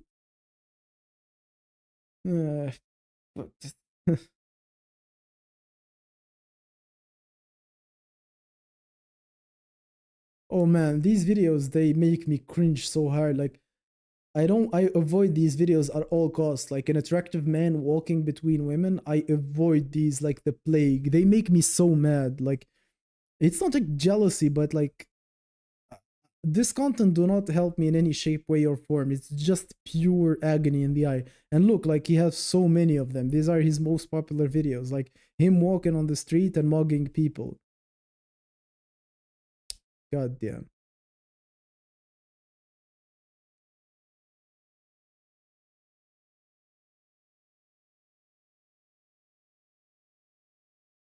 Drathan. I'm gonna copy it and I'm gonna like look at his I don't know who this guy is. 4K subs, okay. What television gets wrong about male isolation? The divide, the Looksmaxxing civil war has begun. I mean, he seems interesting. Like, I just like the titles. If you approve, if you recommend him, look, I'm gonna subscribe and we're gonna watch his content. Thank you, channel members. Yeah. Recessed, depressed, and not genetically blessed, sadly.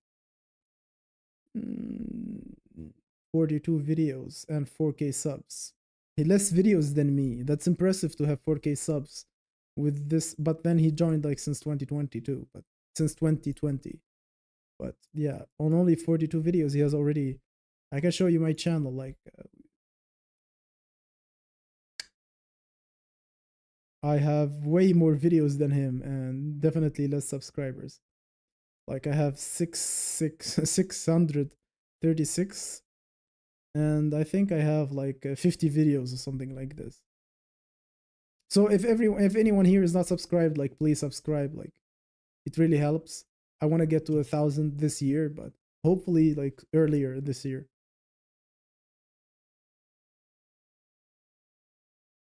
Duke Dennis one makes me mad. I don't know who Duke Dennis is, but there is this guy, the Turkish guy, who is the model who walks in USA. He also made me mad a little bit. Like, his Turkish model. His name has an O in it. I forgot how his name is, but he does like videos where he's walking on the street. This guy, I mean, how tall is he? Like, is he tall? Like,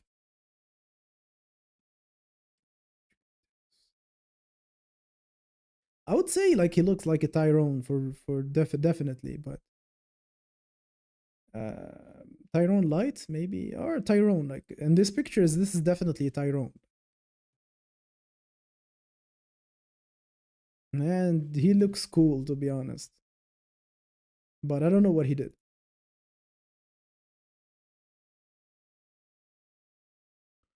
Marilyn without like a, without any family name. Like, what would that be? Like, Marilyn guy. I don't know if I will he show up if I Google him?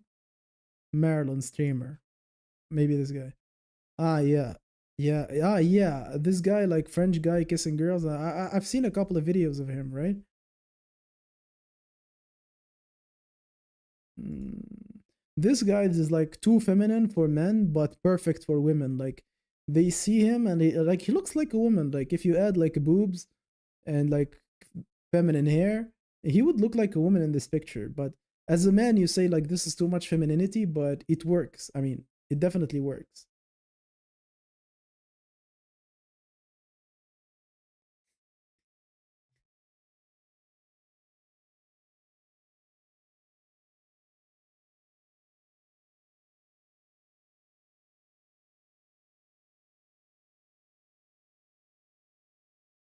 Asher Lara, I don't know what she looks like. I'm gonna see what she looks like.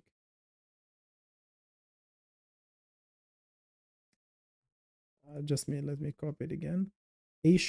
Asher, Ash. I don't know how to pronounce it. Asher or Asher. I think Asher.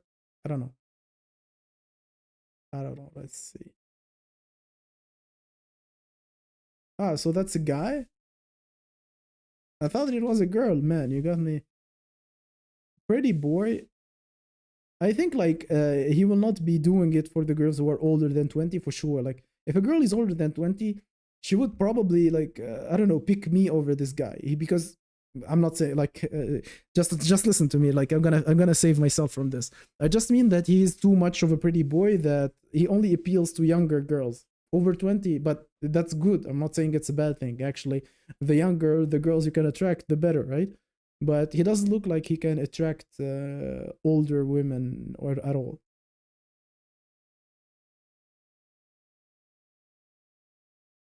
Yeah, he's niche.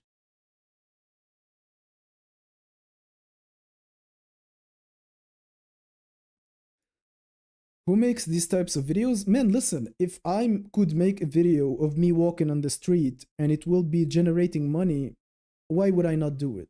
Honestly, like it's free money for real.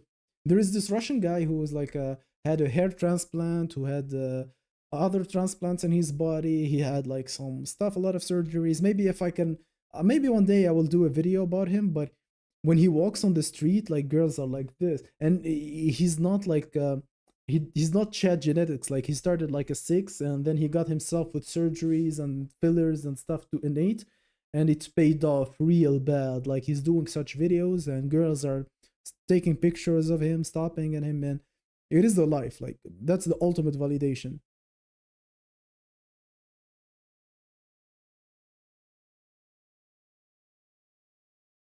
Yeah, he would be sub 5 for a lot of women, especially like the older they get. And by older, I don't mean like 30 or something. Like even after 20, girls like usually get out of their phase where they like Justin Bieber stuff. But then Justin Bieber adapted. I mean, the young version of Justin Bieber. I think men did care about the men who understood what life is about have taken care of their looks. But I agree with you that in this era, it's more than ever.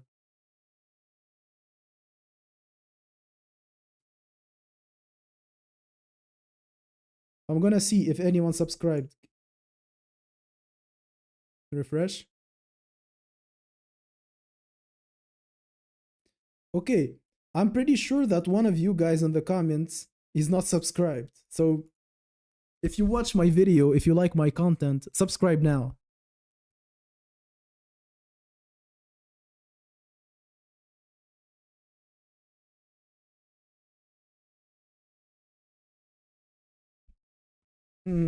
Let me refresh again. I think we have a subscriber.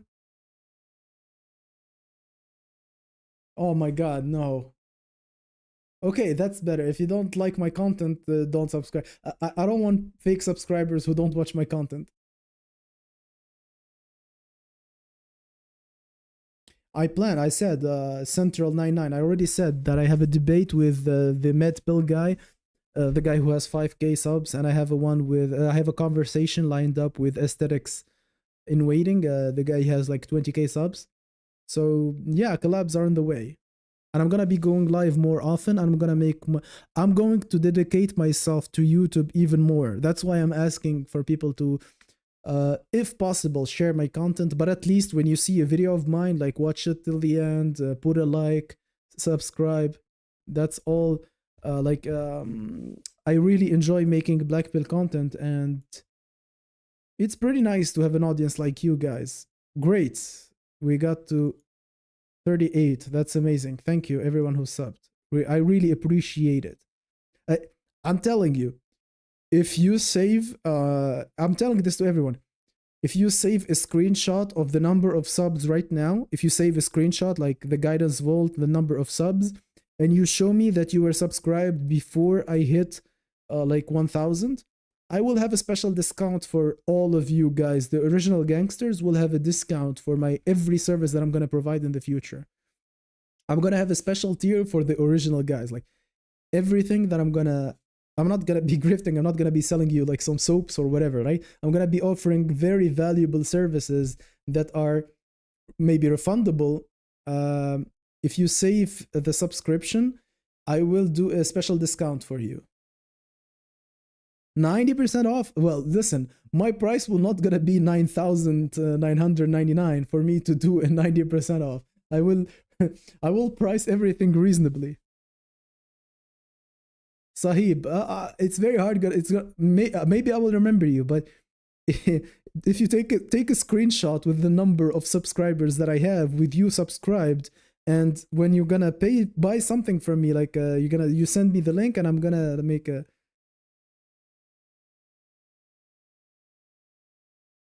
Estimate what? The price of my service? I mean, I don't know even how long I'm gonna be talking. Like, I don't know, man. I'm not gonna be like doing $4,000 like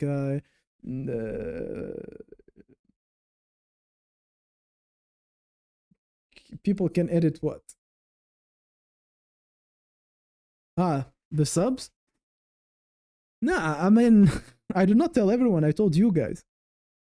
Yeah, they can edit the sub, but then I don't know. I think like YouTube should have a feature when I can say like when was someone subscribed.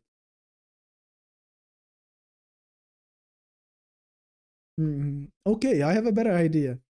You can take a screenshot and send it to me on my personal Discord right now, and then when I'm offering the service, you can send me a message and tell me like go back to see the Discord. Like I sent you this 4 months ago or like 1 month. It depends on when I get 1000 subs, right?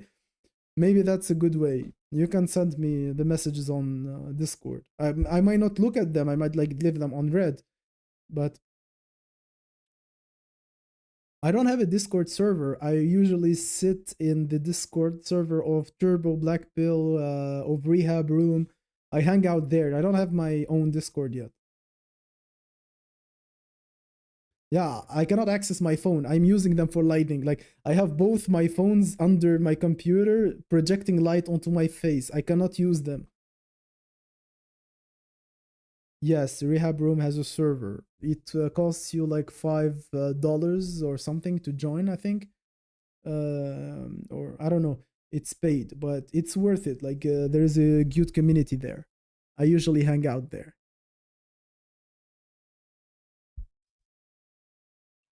I don't think I will ever make my own Discord, but I think Discord is a comfortable platform for like providing the service. If I'm gonna do like some one-on-one consultation, like we can call on Discord because it will be easy. Like if you want to send me like pictures or whatever, like additional information.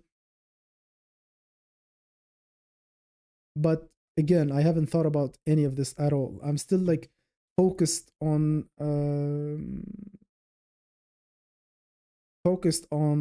increasing my sub count. Well, listen, you see, it's not about weeding out normies. Even the Discord being paid, there are still a lot of trolls who get in. Like, imagine how it would be free. Like, it is paid, and there are a lot of trolls that someone have to ban every day. So imagine how it would be if it was totally free. It would be crazy.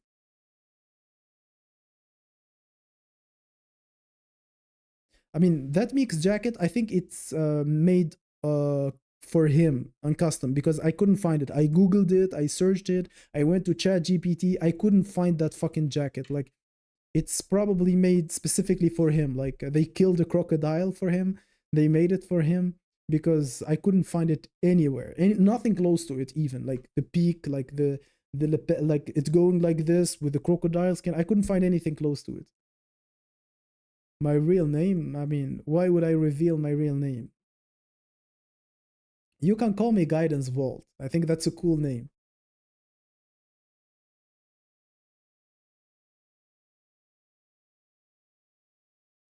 I can maybe. Are you suggesting that I commit crime so I can pretend to be Meeks? I don't want to commit crime.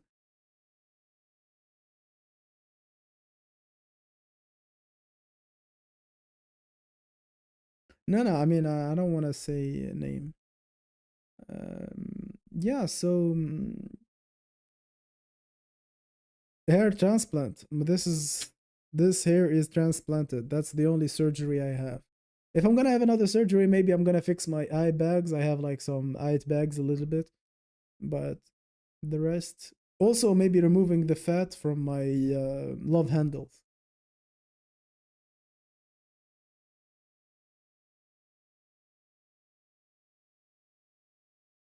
Guys, if you think I'm an underrated channel, if you think I must do collabs, it is on you guys. I mean, I'm asking you, this is not an order, this is a favor you can do to me. You can share my content in other Discord servers. You can share my content. You can go to the other guys because I'm willing to collab with anyone. Anyone who's willing to collab with me, I'm gonna collab with them. So you know that you can go to other guys and tell them like, listen, you can contact Guidance Vault. I have an Instagram, I have a Facebook named All Guidance Vault. You can find them. Like, look, you can go to this in my channel. Like, you go to Guidance Vault, view your channel, right? And here you can have my Instagram and you can have my Facebook profile. They're both named Guidance Vault. And people can reach out to me here. I don't have a lot of followers or anything for it to be annoying.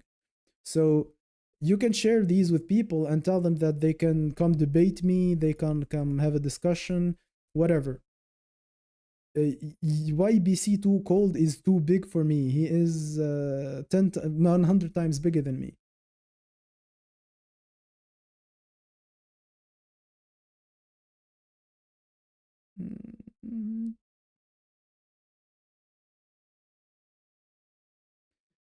B max for myself. I don't think I need a B max. I have a normal jaw. Like I don't think I should get. I can get fillers like to get this part like more prominent, but I don't think I need a B max for myself. But it depends. What do you want to fix, right? Clavicular. I haven't watched any of his content. I don't know him. Bimax. You want to say Bimax? Well, the default language in my brain is French, so I usually would think of the surgery in French when I see Latin letters. I don't go straight away to English. Also, I had my medicine study in French, so looking at a surgery automatically, BI would be B, not bi. Okay, but by Max. What else I wanted to say? Yeah, so if you know any discords that you hang in, this guy like Suhaib or whatever, like Suhaib, I don't know how to pronounce this name for real. But no, man, if you have Arab friends who speak English, you can share my channel with them.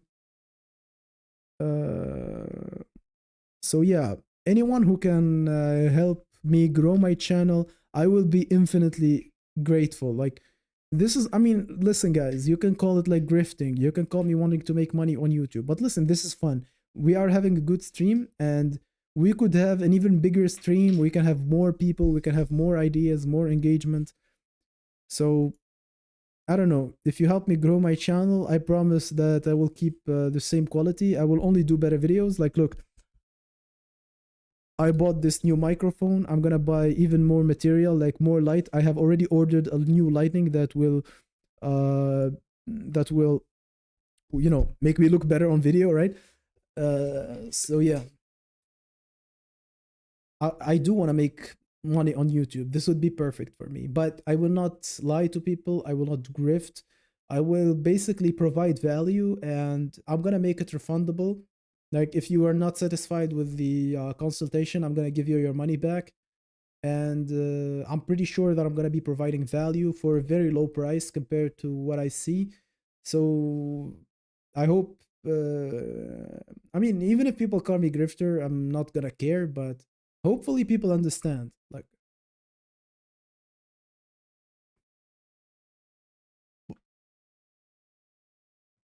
look,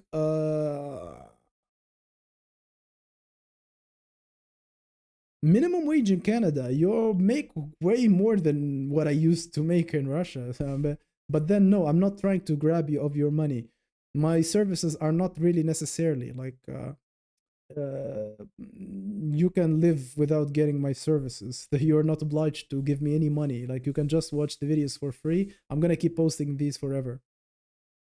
Ah, come on, begging me for a discount. Come on, guys, you're better than this. You should be like supporting me, not asking me for free stuff.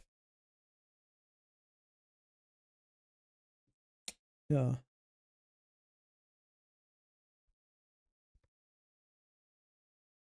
Let's discuss this.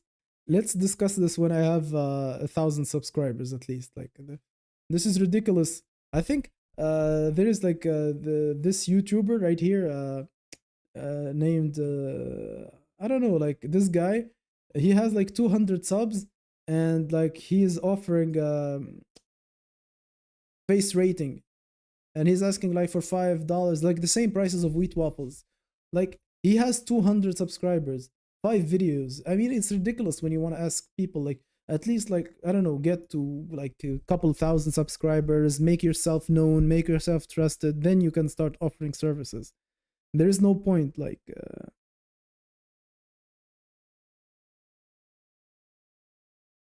consultation plus Looksmaxxing report plus refund. And maybe you want it for free, so I give you money for allowing me to rate your face or whatever. Ugh.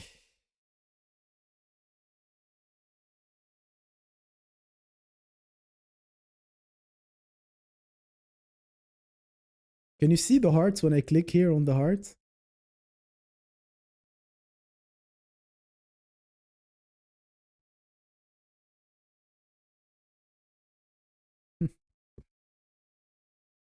Yeah, that's pretty gay. I'm sorry. Now you are all gay because you received the hearts.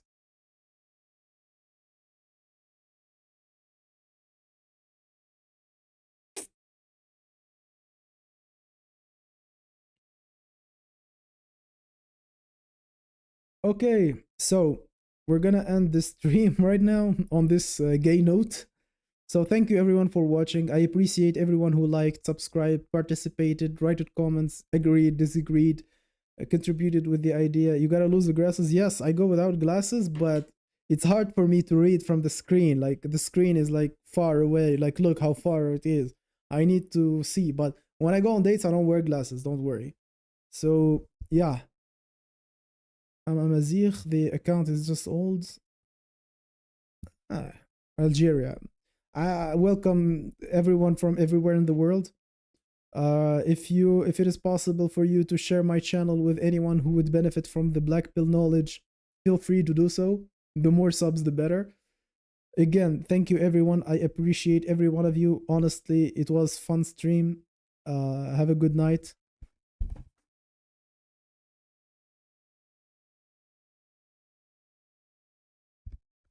Good night, y'all. Thank you very much. Bye bye.